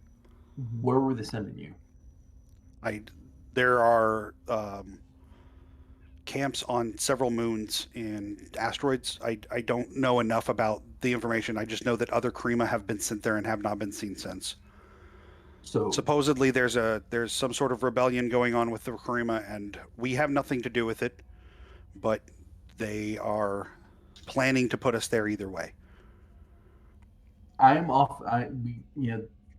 Federation, we are going to honor asylum, but you have to understand the diplomatic position that you put us in. I do. Are you willing to sit down with the Vorta and myself and my crew to broker an agreement? Yes, we could do that on your ship. We're more than happy to leave this ship to the Dominion, as long as we can go with you. All right. Can I get you, real quick, Rory, can I get you to roll me insight and command? Difficulty is going to be 2. I was also wanting to see if I could roll on these guys as well. Yeah, sure. Insight and command as well. This is the worst dice. I cannot see it. Okay, so that's a 4, and that's a 5. So that would be 2 criticals. 2 criticals. Yeah. Well, I mean, it depends. Does this fall under diplomacy? Well, let's talk about your focuses real quick. You really like diplomacy. Yeah. You have it on there twice. Oh, that's wrong. That was wrong. No, that we can fix that later. We'll say Yeah. that it applies. He gets 3 That's fine. successes on the critical. No, I did choose diplomacy. I just didn't realize I put it on there twice. Yeah, that's fine. Yeah. So you got 2 crits. Is that what you said? Yep. I got Okay. a 4 and a 5. And then how about Bex? I got 2 successes. Fantastic. So the both of you, they are not acting like Kareemans. They are usually brusque and confrontational, but also the only Kareemans that the Federation has really interacted with were merchants. So that might be a difference there. They do seem scared, and they do seem like they want away from the Dominion. Like it seems true that they're asking for asylum and they feel like they have right to or reason to. Does it feel like they're hiding something from me? No. They seem maybe a little paranoid, but also like you're being chased by Jem'Hadar. Why wouldn't you be a little? So, yeah. So, when you, as you're having this conversation, the transporter room, like messages up that the shields need to drop for them to transport the Jem'Hadar off. Oh no. Okay.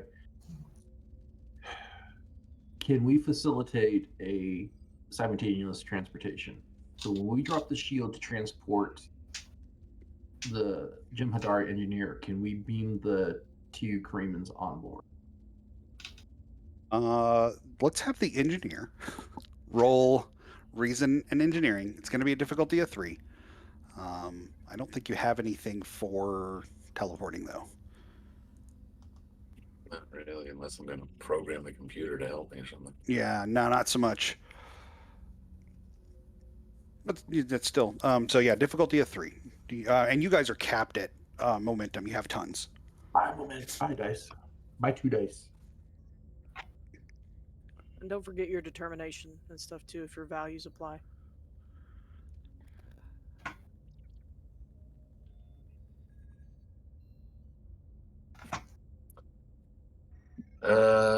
That is 4 successes. Fantastic. So that puts you 1 over. That'll put you back at. You did buy 2 dice, right?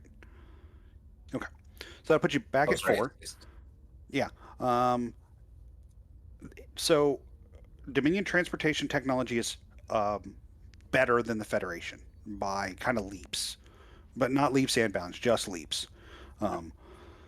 So it's possible that this could happen. It's also possible that they're sitting over there with their finger on a button, waiting for shields to drop to energize as well. It's also possible that they can intercept the Serenides's transportation or transporter beam and steal them out of that, which would be difficult, but also difficult for you guys. But they have better technology, so maybe a lot easier. So how? So that's not. Yeah, that could be. How big is the ship? The experimental ship. Bigger than a runabout? No, it's smaller than a runabout, but bigger than a shuttle. So kind of in between. So we could tractor beam it aboard one of our shuttle bays. Yeah, you definitely could. What do you think? I mean, I'm open for input from everybody on this. Do we want to? I'm afraid that when we drop the shield, beam the Jem'Hadar off, that they're either going to open fire on that ship or they're going to beam the Kareemans over their own ship. Would that not be in breach of, because they are under our asylum, would that not be a breach of the Treaty of Bajor? It could be, but you know how the Vortas are. They spin this 100 different ways. Well, they can, but so they would have to eliminate us to be able to sell that story. And how many Jem'Hadar ships are out there? 2. And we're also the sort of the flagship of the Maybe really obvious quadrant right now, so it would be a lot of real bad. So the potential for 2 Jem'Hadar attack ships to destroy the Serenites, or at least like heavily disable it, is about a 50-50. It really depends on how the rolls go. The ability for the Serenitis to destroy both of them is a little bit higher than that. Like you have the firepower. It's just multiple targets firing on you can quickly add up, and that's part of the problem. But I am a very good pilot, with all due respect, sir, and I, I think we should maintain our diplomatic course. I'd And also if they breach protocol, then we deal with it then. I'd also say that you can just beam the Kremens on. They're inside the shields. Oh, that's right. It's the That's Jim true. Hadar beaming over that's going to be the That's problem. right. I'm so sorry. I forgot all about that. No, that's fine. That's what I'm here to remind you of. Yeah. Okay. So yeah. Okay. Let's forget everything that we talked about because they're within our shield bubble. So duh. All right. Let's beam the Kremens on board. Drop shields. Beam off the Jem'Hadar. And the Vorta Diplomatic Association. I'm gonna spend 4 threat. Oh jeez. As you drop shields, you beam the Kremens on board. They get like Bex. You probably meet them in the transporter room with sponsored security. As you beam them on, as you beam the Jem'Hadar engineer off, the Kremens beam away, or one of the Kremens beam away as well. Okay. Those dirty little. Would you like me to shoot them, Captain? I'm sorry. I'm sorry. Victor's got a little murdering on the downtime. Can you please hail the Vorta ship? Hailing frequencies up. Yes, Commander. How may I help you? Well, it seems that we have a situation. Yes, it's unfortunate. I couldn't get both of them. I'm sorry. I tried. No, that's not how this is going to play out. We've offered them asylum. You've broken quite a few different agreements with the our rules of the peace treaty.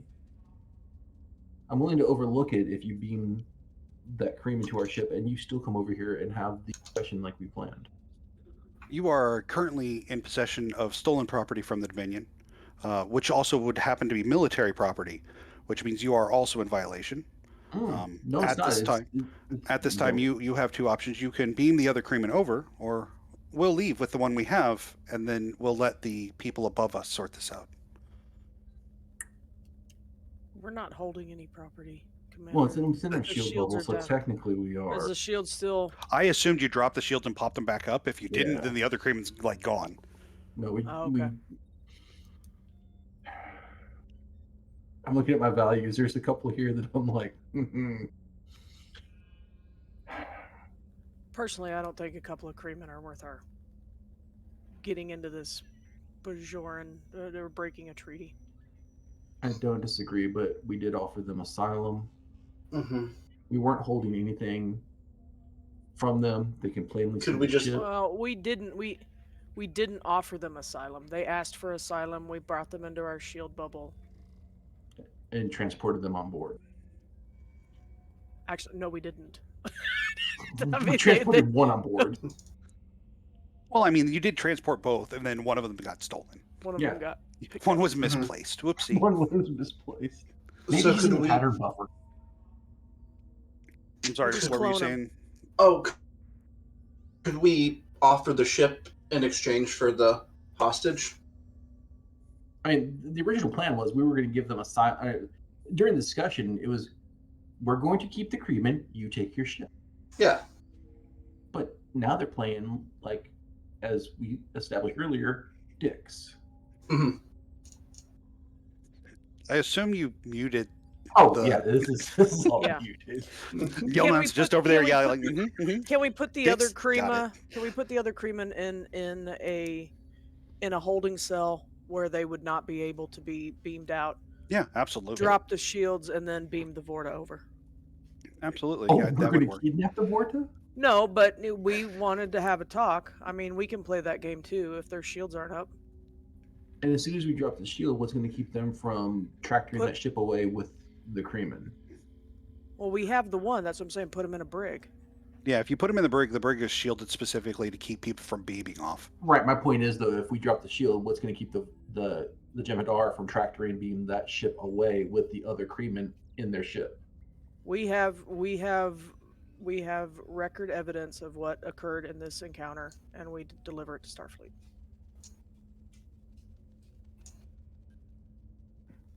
All right, let's do it. Halada looks over at you, Commander, and says, "It's a tough situation. You're doing a good job." I appreciate the words of encouragement, Captain. Let's see if we can get that other crewman back.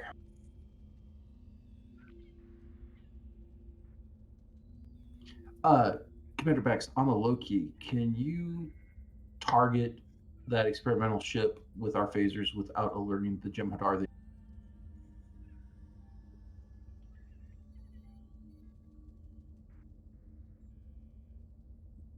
Rob, that's you. You're Commander Bex.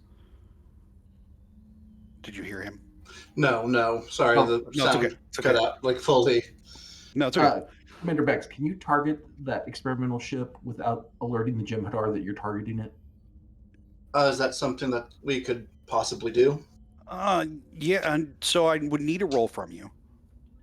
But yeah, you probably could. Okay. I'd say it's daring and security. None of Daring- your focuses apply. It would be difficulty at 2. Difficulty 2, daring, security. Okay, I stand a pretty good chance of doing this. Yeah. How many momentum do we have? 4. 4. I'm going to go ahead and spend 1 momentum for an extra die, just in case. Perfect. All right, so that would be 2 successes and a 20. Oh! So buying a die might have not been the most prudent maneuver there, but, I'll stand by it. So It the yeah, you target the ship, no problem. And you don't target, like you do the math to figure out where you would need to fire with the phaser array, and basically just have it like pre-put in. Like, you know how sometimes you type out a text and you don't hit send. Mhm. That's kind of what you've done. Like, you hit a button and hit another button and it will fire. Yeah, So Lonnie is typing. yeah. So perfect. And then we're going to open frequencies to the Vorta and invite the Vorta over for a discussion. Hailing frequencies open. Yes, Commander. Have you decided to send the other crewmen over?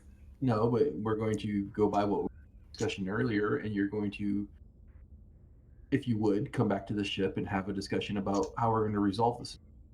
I see. I think that you might have misunderstood me. I told you you had 2 options, and I wasn't looking for a third, and nor will I take a third. You can either hand the crewmen over, or we'll leave, and we will let others sort it out. And I promise you that it will not turn in your favor.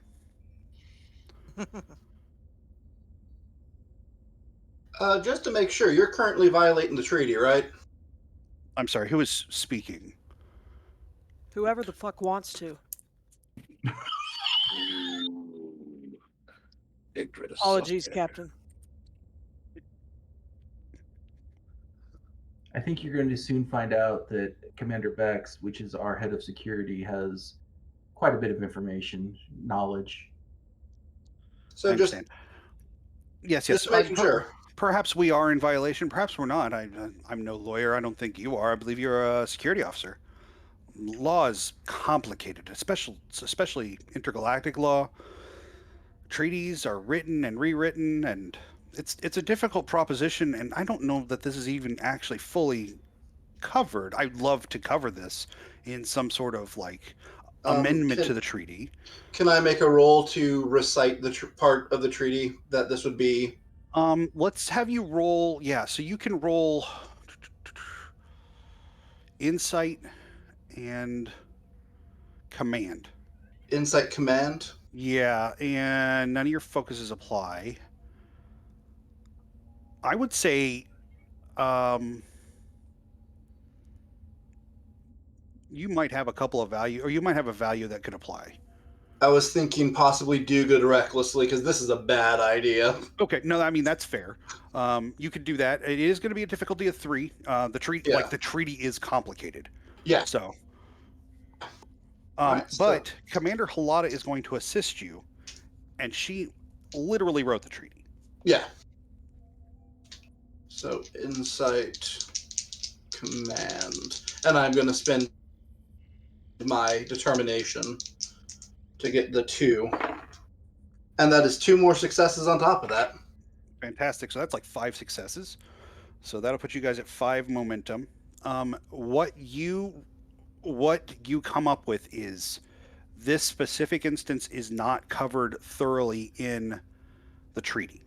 Mhm. You can quote a passage about treatment of prisoners, but that that section is not worded very well in a way. Mhm. It's vague enough it could apply. It also is vague enough it could not apply. Well, there was Depends on what is also, decided. I know we've also talked about who is and isn't allowed to be taken as a in asylum. Yes, but you also have a crime that has been committed. This isn't just someone that said, I would like to seek asylum. Like, they stole military equipment, and that is like that. There's argument to be made that Gelnon is in the right. He's not, but you could argue. I mean, if you get the right lawyer, you can argue almost anything. So if you want to, do you want to like quote that part of the treaty to him? Yeah. Okay.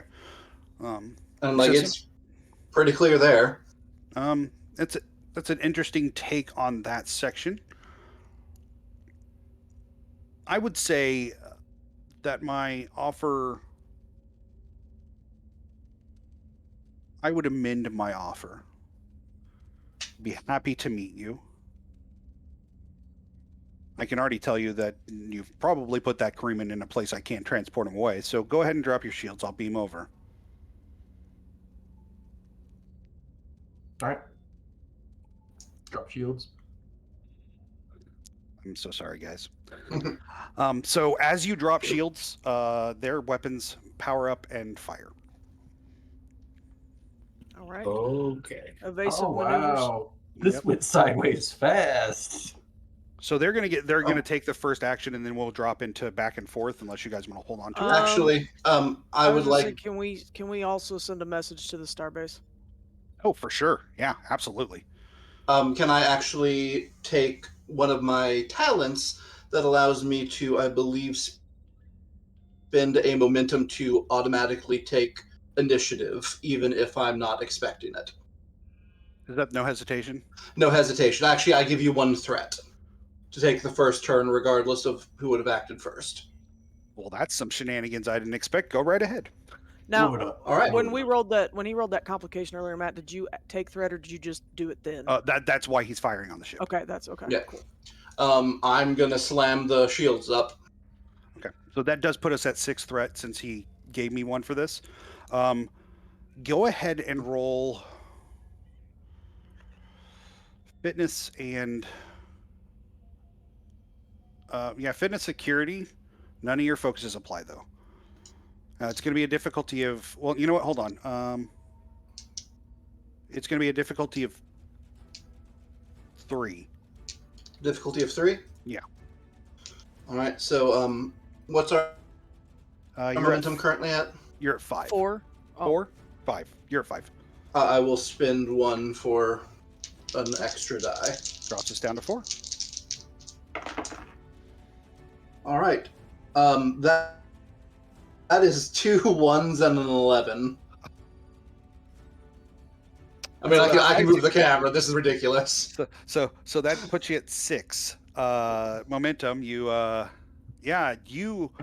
shields go up. They do still fire, so you're going to lose some shields, but like comparatively, not a big deal. Did we beam the guy over? No. Okay. As soon as you drop shields, they hit the firing button. Yeah. 1, 2, 3. And I just kind of look at him like, That was a very, very naughty move on your part. So someone taking keeping track of it? I can just tell me what I'm keeping track of. Yeah. So you're going to keep track of shields. Is the ship sheet in the Google Drive? It is.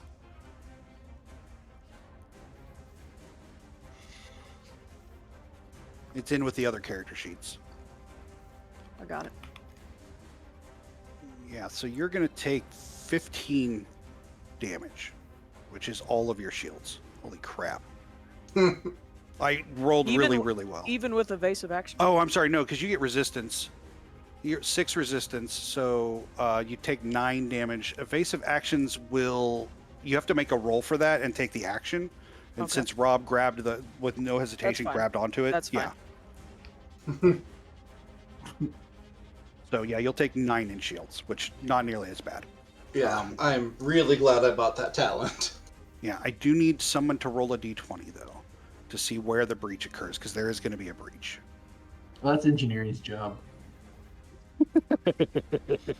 All right, here we go. 2. Oh, the bridge is gone. Well, low numbers are supposed to be good. That's computers, so you'll take a breach on computers. But you're a scale 6, so like, it's not even damaged. Like, it is damaged, but it's not like damaged.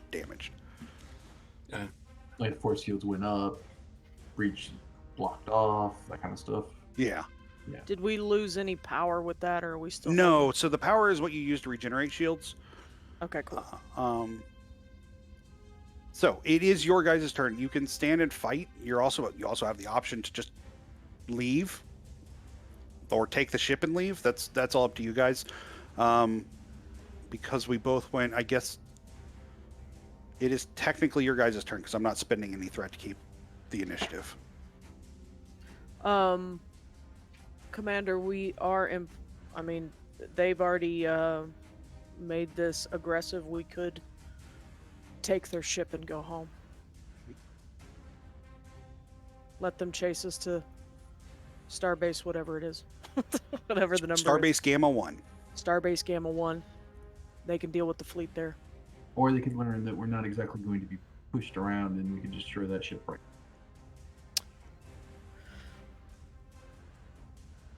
Victra is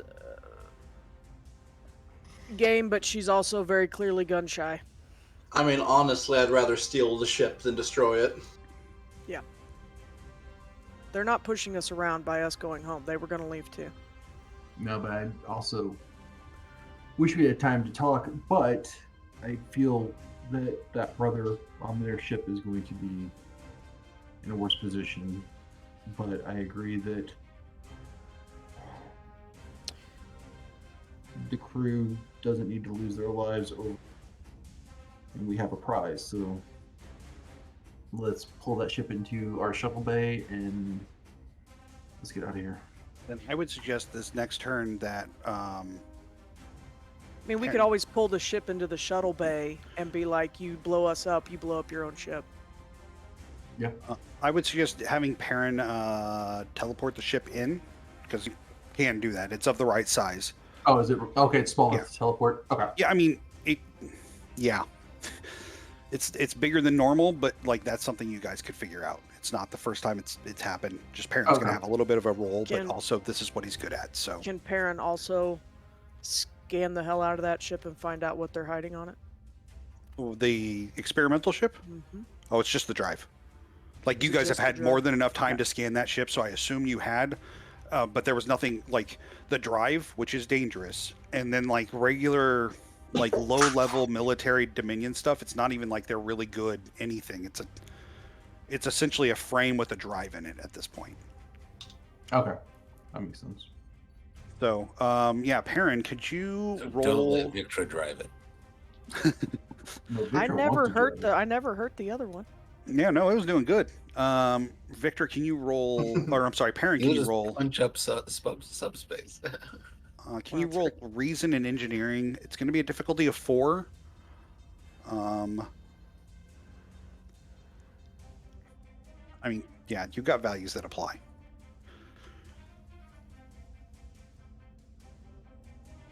I'm sorry, Perrin. Oh, I'm sorry. Yeah, no, that's my fault. Reason and engineering, difficulty of 4. Reason and engineering. And You we said I give- have values that apply? Yeah, you could say I'm winging it. Like, it's not often that you beam a giant ship into another ship. Yeah. I'll So- use my determination then. Okay, cool. That's just So that puts 2. you at 2. And then the ship would roll as well. It'll be what sensors and engineering, so 13. I'll roll that. Or I'm sorry, it's a 12. But yeah. Well, What's I our got complication range? It's just 20. Did you get a success? I did. I got 1 success. All right, I'm gonna use my technical expertise. Whenever I attempt a task assisted by the ship's computers or sensors, I may re-roll 1d20. Fantastic. And then I got a 2. Oh, so that'll give you 1 extra. Fantastic. You guys are already capped on momentum. So yeah, you beam the ship in. Do you want to punch it out of here? Is that the plan, or are you sticking around? Or do we want to try one last Hail Mary to try and get? I mean, I still have an action to do if we want to do something else. Yeah. I I mean, you can technically would combat need to maneuver- spend 2 points of momentum to hold the initiative, but that's not a problem. You got plenty. All right, I'm open. At the table level. Are we going to try and save that other brother, or? I'm fine either way. I don't think you'd be remiss to. I also don't think you would be remiss to call them out for firing on us. Hmm. That is If- definitely a violation. Yeah, of the that is treaty. definitely a violation of the Bajoran Treaty. I mean, I can fire a shot across the bow. We're in good shape, and I'll keep her together if we need to stand our ground. Okay. Let's see. Hail them. Let's see if they'll answer our hail. Yeah, Gellin answers the hail. Yes, That was Commander. uncalled for. Yes, it was. I can't believe you stole our ship. I think the records will show you fired on us first. Records can be doctored. They can. So if you want your ship back, I would say stand down, beam that other brother aboard. Otherwise, it will be going back to our starbase.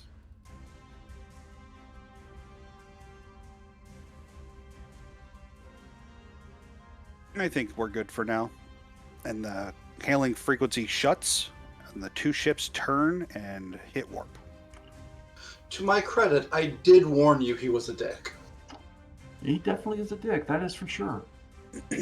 I think somebody needs to talk to this Creeman brother Yeah, I think that we need to do because that right now. they got us into this.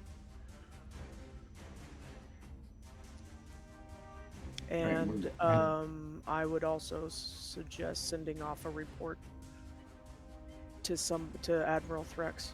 Well, there will be reports for sure about those. I'm just saying the sooner the better.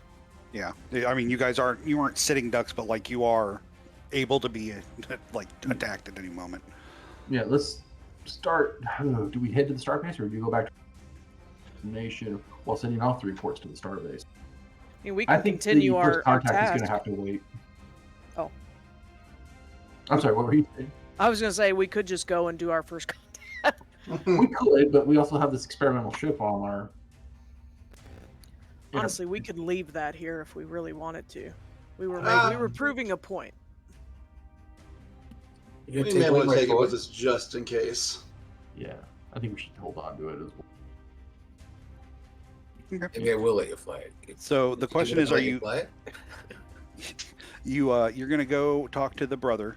Are you going to do that while you sit here, or are you going to do that while you're in warp on the way back? So, granted, I can't picture in my head. Obviously, our starbase is in the opposite direction than the planet we were headed to. Yeah, give or take. Yeah. All right, we're just gonna have to delay first contact. I think this is more important. Let's start heading back. Lieutenant, can you plot in a course to Starbase Gamma? Gamma 1. Gamma 1, please.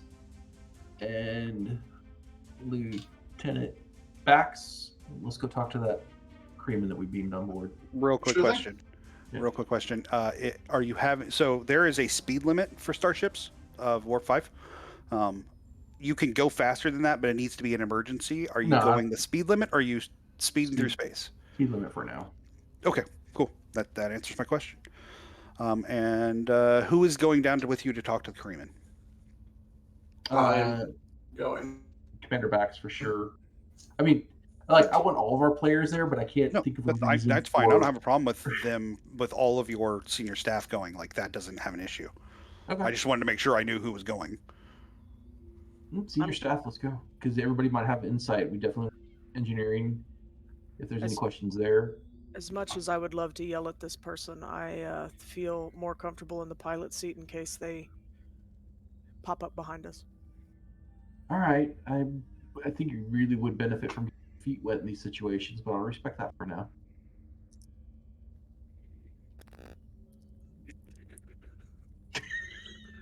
Victor's like, okay, well, bye. I can't tell if Roxy's giving me a Roxy stare or a Victor stare. Victor's like whoop. Doot, doot, doot, doot, doot, doot, doot. Victor's just up there playing Candy Crush, waiting she's for the sensors. she's playing mission control, waiting for this MFer to show up. So Bex and Valen, you head down. I'm sorry, Perrin, were you going with them as well? Yes. I request for him to come. Yeah, fantastic. So the three of you go down. There are a couple of, like, a handful of security officers. Some of them are supposed to be there all the time, but then because you have a prisoner, they kind of brought in extra just in case. Also, Dominion were nearby. You always just bring extra security officers just in case. The Kariman is in one of the holding cells, kind of sitting on the cot, just twiddling his thumbs when you come in, playing with his little mouth bone. No. It's like those mouth springy harps. thing. Yeah. Mouth harps.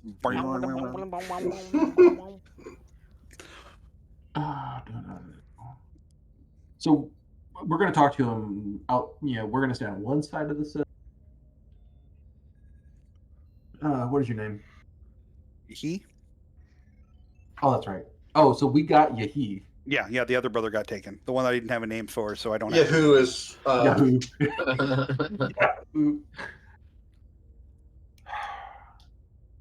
So they have your brother. That's what I gathered. They opened fired on us, I thought that might be what the ship rocking was about. and we have the experimental ship in our. Okay. What did you get us into? There are movements within the Dominion, I think. I don't know. What, as in revolt, fracturing? There, after the loss of the war, which is the only loss the Dominion has ever had, the subjugated planets, us, the Dosai, and a few others, some of our people decided that we were tired of living within the Dominion and wished to see freedom. But the Dominion is dangerous. I don't know if you are familiar with the story of the planet that they infected with a plague that's generational. I've heard of it. So there are those within the Kariman populace that wish to see Karima free. So you're literally talking about a civil. Or a succession of some sort, but yes, it would be war. I keep drawing blank. His name's a he. No. Rob's character. Bex. Bex. Lonnie Bex. Lonnie? Vex, you keep making the Vex Vax mistake. Yeah, I know. I was like, but yeah. Commander Bex. We definitely need to bring this to Starfleet's attention from a security standpoint. This may or may not be seen it as us siding within a civil war that we don't want to. Can I get both of you to roll Insight Command? It's going to be a difficulty, or it's not going to have a difficulty. It's just how many successes is kind of information you get. Okay. I dropped a dice. Insight and Command. Do any of my focuses apply to this? Either diplomacy or Starfleet protocols. We'll say diplomacy. So that's 3 successes. I've got 1 success. You would be able to crit if you like. Your focus criminal elements would have applied. Okay, then I get 2 successes. Fantastic. So when he says members of Kareeman society, he's talking about himself. He's just not coming out and saying it. It's pretty clear that he is a member of this movement. That this wasn't just we were going to get put into a camp, so we ran. He's been actively doing things. Oh, great. So we just aided and abetted a revolution. Terrorist? Yep. Revolutionary at this point. I mean, I think we No. would all in Starfleet would sort of side with them outside of the greater galactic political structure. I mean, what is this? Is this the Maquis all over again? Is this what we're doing? Bex, you know that the treaty, since you were just like kind of parsing through it in your own head, you know that the treaty does not say anything about what happens in the case of a civil war within the Dominion. So the request for asylum could still fit within the treaty because the other factors aren't covered in the treaty. Yeah.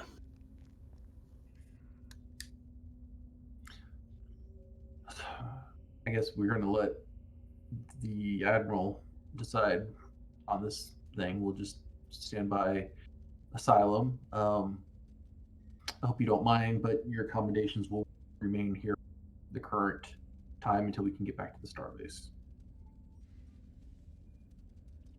Better than other ships I've been on. A lot of the Dominion ships aren't this nice. Well, quite honestly, at least you're not with the Dominion right now. Yes. Though my brother is. That is absolutely your own fault. You're not there. I know I'm not, but that's Victor's at her chair, yeah, just Victor leans back. Victor is listening, and she turns around to Halada and is like, the security feed on, yeah. "We have got to stop picking up random Gamma Quadrant inhabitants because they do this to us every time. There has to be a screening process." I'm gonna kind of look at Commander Bex and be like, kind of look back at him and Yahi. Like, you're not as all that innocent in this, but we'll let our diplomatic and Starfleet security make that decision for themselves. Of course. I gotta go write some reports.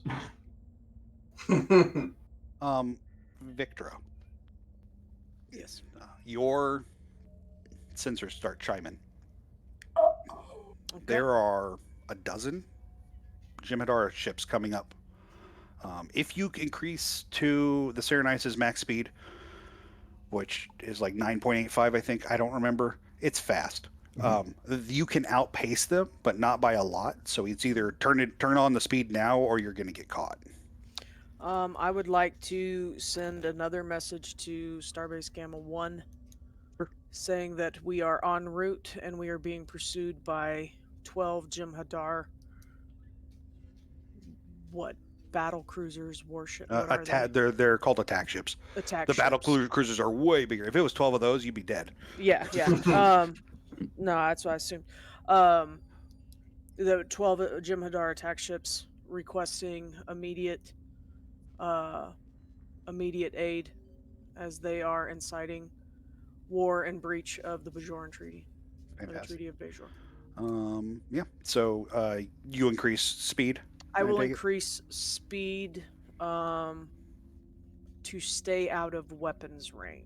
How far are we from Starbase 1? Because I don't know that you can maintain... Well, at the speed that at like 9.7, which is where she's going to put you, because that's going to be as fast as the Jem'Hadar ships can go. You've got 45 minutes, maybe. Like the difference between speed of warp 5 and warp 9.7 is like atrocious in the difference. So like, yeah, this is pretty quick. The reason that you guys were going at 5 is because there's a speed limit. Right. No, I'm just making sure that Now, that- is that speed limit only enforceable to Federation? Is that a Federation speed limit, or is that something that they are already in breach of? I will give you Because- the background because in the Next Generation we find out that because starships are going so fast, they're causing rips in space time. Okay. And if we slow down, it's not as bad. And that's basically so the Federation puts in a speed limit. The Klingons and the Romulans agree to it as well, except in emergency situations. Can we fire the Can we dump the experimental vessel and somehow remote fire the engine so it causes that subspace anomaly that'll trip them up? Between you and Commander Perrin, probably could figure that out. I just want to slow them down to give us some lead. And we don't need the ship. We've got all the scans. No, we don't. Everything. Yeah, we don't need the ship. But if it can create a snag in the hose of space, I would like to, if that's possible. Yeah, you and Commander Perrin would need to go down there and like look at it and fiddle and see what you can do. But yeah, set up a delay launch or something, or a remote launch. Yeah, and also, can we replicate a life sign as well? Yeah, you should be able to figure something out that would replicate a life sign. I mean, it doesn't have to be exact. Just in the heat of the moment, they'd be like, yeah. Ooh, there it goes. Yeah, that's fair. So why don't I get Perrin and Victra? I'm gonna leave my second with the con. Yeah. Let's say control. We'll say con for Victra and engineering for Perrin, because you're both kind of doing a little bit of a different thing, working together. Difficulty overall is going to be a 4, but just between the two of you need 4. Are we still at cap on momentum? Because if so, we're still cap at momentum. Did somebody buy some? No. I was just determining if I wanted to buy one or if there was something I wanted to do. Doing like focuses apply for computers or for any of the warp stuff? Can mine for small craft? The warp field, let's say warp field dynamics would for you, and helm operations absolutely would for Victra. Okay. I'm gonna buy 1 die just for now. Sure. I'll put you down to 5. Momentum.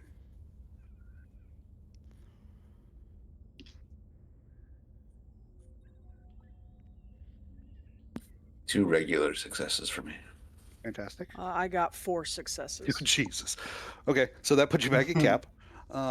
Yeah, you guys take 10 minutes, and also set up you take down a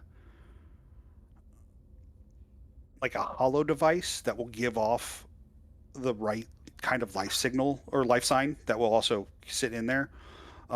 As you're coming out of this ship in the docking bay, everyone else has when you went in, there are people working and checking on ships, and they're all gone, and Minkler is standing there, kind of across from the door. Okay, Commander, Lieutenant, I don't think this is the best course of action.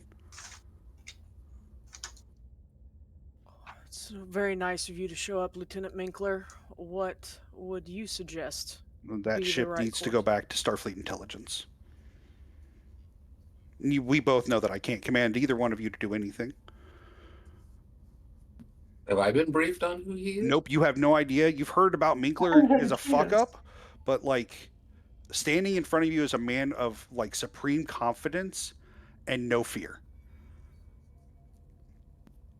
And I see how Victra's treating him. Yeah. Victra's ultimately irritated with him as a human or as a person, just in general. But she also knows that he's smart, and that irritates her too. Why don't you fly it out of here then? Oh, we both know that I can't outrun them, and the subspace anomalies that's going to cause So are you would not rather worthwhile. we get They'll come to the border and stop. They're not going to get into a fight with the starbase. They'll lose. This is a bluff maneuver to make you stop or to scare us. They know they're not getting the ship back. what do you think this ship can do that we can't provide, or what do you think this ship is going to give Star Well, I mean, that the first, ship won't give us? I think that your scans are great until we realize there's information missing. We haven't had the ship long enough to fully go over it. As I said, I can't command either one of you to do anything. But I know that the people at home would be quite upset if I let this just go. I think they're going to be upset regardless. We have stepped into a diplomatic shit show, sir. Oh, you absolutely don't have to call him sir. You have the same rank. I know it's a very sarcastic, sir. Gotcha. Can I, Sarcastic. Sarcastic, yeah. Perrin, can you give me an insight and command roll difficulty 2? We're at max momentum. Yeah. I'll buy that. Oh, that'll put you down to 5. Oh wow. Insight command, 2 successes. Fantastic. The way he is talking, you've heard of a group called Section 31, and the way he's talking, especially with the people at home, feels real Section 31 to you, but you don't, like, you're not sure. Wait. Are you Section 31? He starts laughing a little bit, and he says, "Victor, you haven't told him yet? Like, I don't talk about you unless I'm required to or under command." yes, I am a member of Section 31 on the ship." Oh man. It's not that impressive, I promise. Oh, it's just new. Victor's gonna keep dinking with the ship, and You're gonna dink away. I'm just gonna keep doing what the plan was until someone of rank tells her not to. So like, you're telling us because you're like secret agent man, and that's why you're not just telling the commander or the captain. Oh, they wouldn't listen to me either way. I have no way. I'm not in their chain of command. I mean, that For me- should tell you something, For me to get it Commander. to work out, I would take far too long. I'm suggesting you don't do this. You can do whatever you want. Maybe you'll find out later that you were wrong and I was right. Maybe you won't. But I think that Starfleet intelligence would rather have the ship than not. I am so tired of dealing with dicks. It's like it's everywhere I go today. No offense, you guys have been great. But it's just, Borta, confused. Jim Hadar, Minkler. Today is not what I thought it was going to be. Oh my goodness. Welcome to the Serenitis. Commander, Well, thank you. it's rarely what you think it's going to be out here. Okay. Well, I'll ping the commander. Commander, Yes. do we have to lose the ship? I mean, like, I know that we have the scans, but I could learn a lot more about it if I actually had the hardware. Victor starts to go upstairs.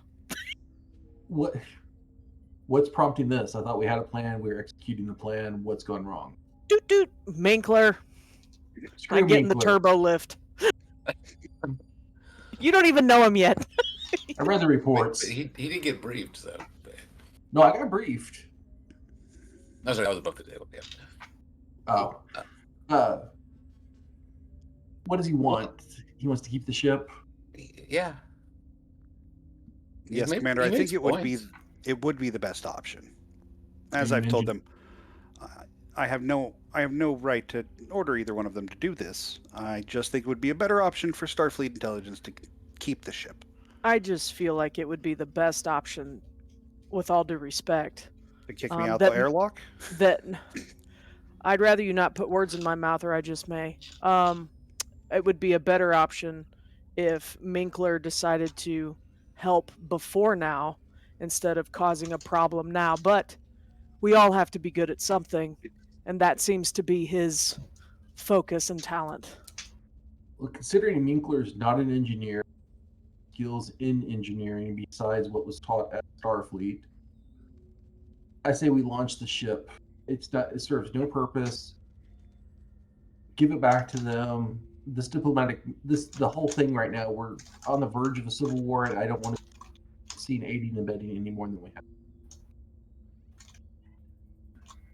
Then I'll turn back to the console and resume my preparations for the. No, remote. I mean, at this point, honestly, it's just like you turn to the console, push a button, and it launches out the back of the ship.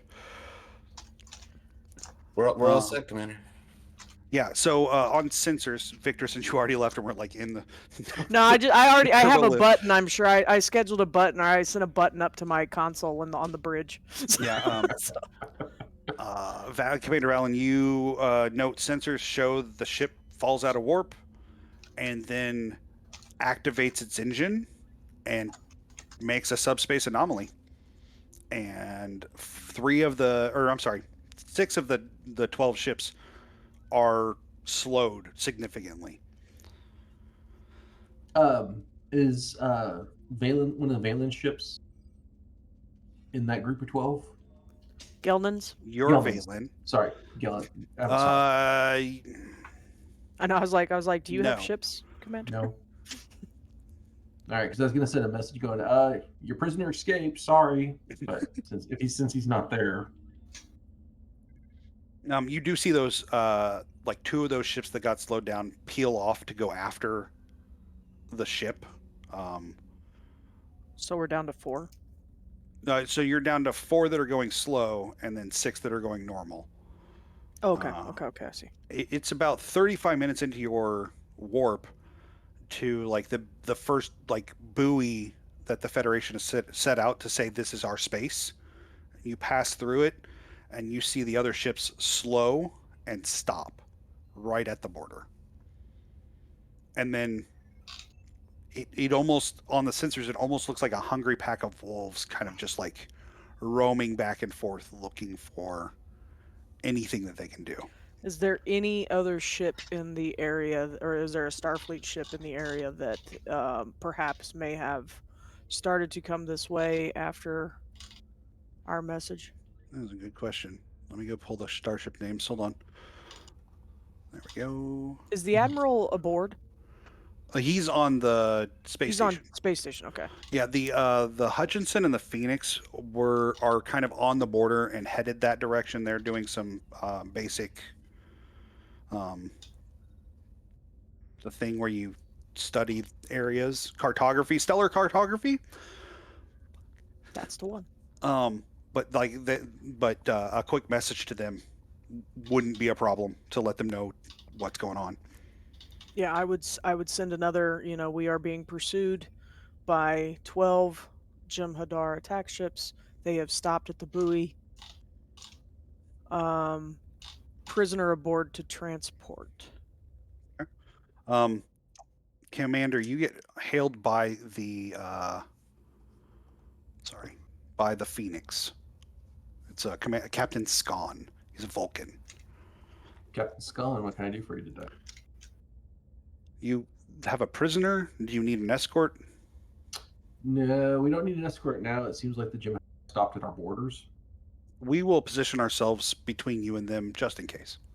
What kind of ship are they? Are they big boy? They're I mean, if they're just doing stellar cartography, I don't assume that they're. Oh not no, necessarily these are epic. just the ships out here are doing stellar cartography. It is a Niagara class. They're kind of like they can do whatever. They're not as powerful as a fighting ship, but they're better than a non-fighting ship. Okay. Better than the medical class or the California class. Yeah, or even like the binary, which is like a Nova class. So like they're capable, but yeah. So but yeah, the Phoenix falls behind you and just kind of sits there, And Captain, please be aware that this is a diplomatic, well, pardon the language, diplomatic shit show at this point. Yes. If they stay on, I believe the human phrase is their side of the playground, there'll be no issue. Agree. Thank you, Captain. Of course. Phoenix out. You guys arrive back at the starbase. Starfleet security comes down, makes a transfer. You go to Halata goes and gives a report to Threx, and about 40 minutes later, which is about the time Threx usually takes to take a report like this, Halata comes back and says, "Well, we are ordered to go back and try and do a first contact if the Jem'Hadar ships are on the border. We will obviously not be able to do that, but the admiral knows that this situation is sticky, and the admiralty will be making decisions on what to do next." Did you get a feel from which way they're gonna go? I know where Threx leans. I also I have a pretty solid feeling of where Admiral Giovanni will lean, but I can't be sure what Starfleet command will decide in the end. He may have to go back. The fact that we gave a ship back might lean harder in the keeping him camp, and I hope it does. All right, sounds good, Captain. It's a couple hours later. The Serenitis is warp 5 headed towards first contact. The Jem'Hadar ships dispersed pretty soon after. You guys are just kind of flying along out to Almalor 7. And the captain has invited all of the senior staff to the Dapple Doe. And surprisingly, he is kind of on the first floor at one of the center tables. Says, "Please come join me. Come join me." Admiral or No, this I'm sorry. This Halata? is Halata. Just come join me. And at each of the seats are your favorite drinks. Like, she has done her homework clearly. She says, kind of a hell of a first day, huh? Yeah, You could say. quite an onboarding experience for sure. I think Lieutenant Ashenhoth will tell you that this should be out of the ordinary, but is not for us. Quick thinking Excellent.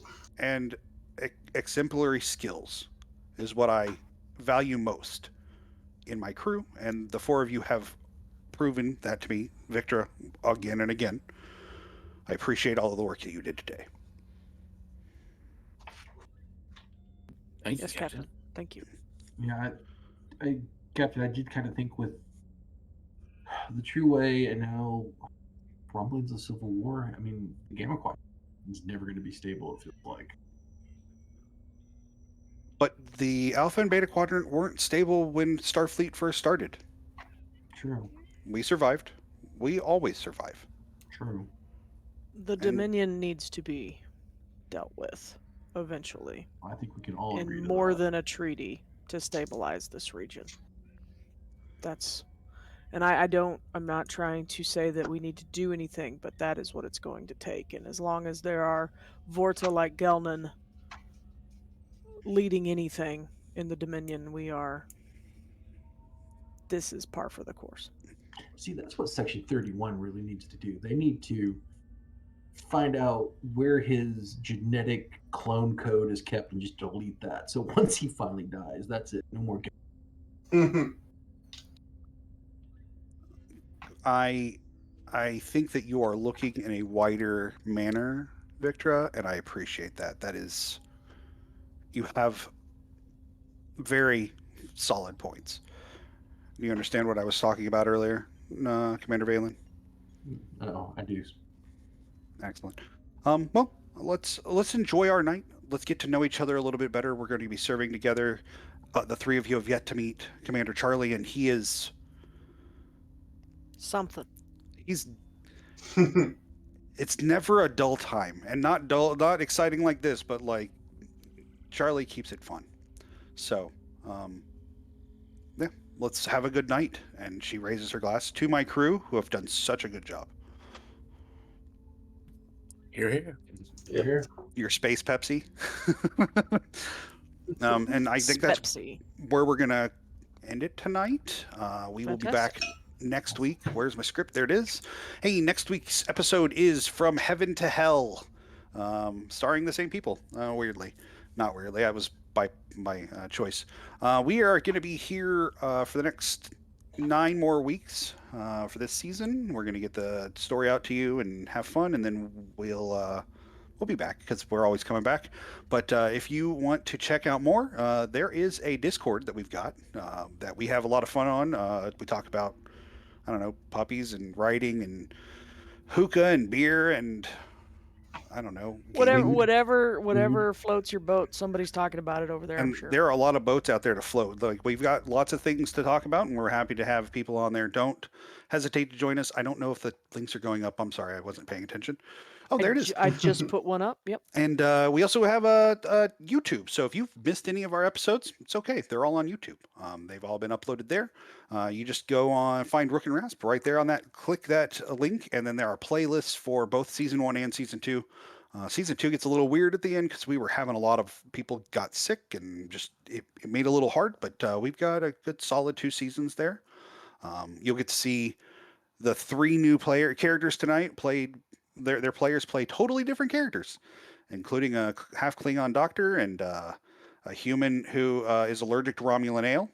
Really could have used Zeke Yeah, Zeke to would have been handle great.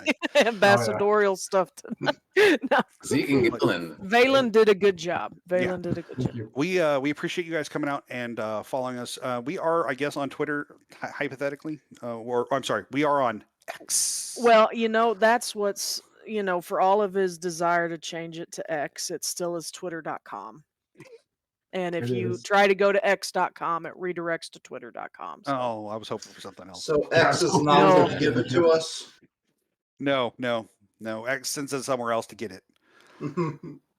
So yeah, thank you guys for coming out. We'll be back next Monday at 7:30 p.m. Eastern time. And we'll see you guys then. Bye. Have a good night, everybody.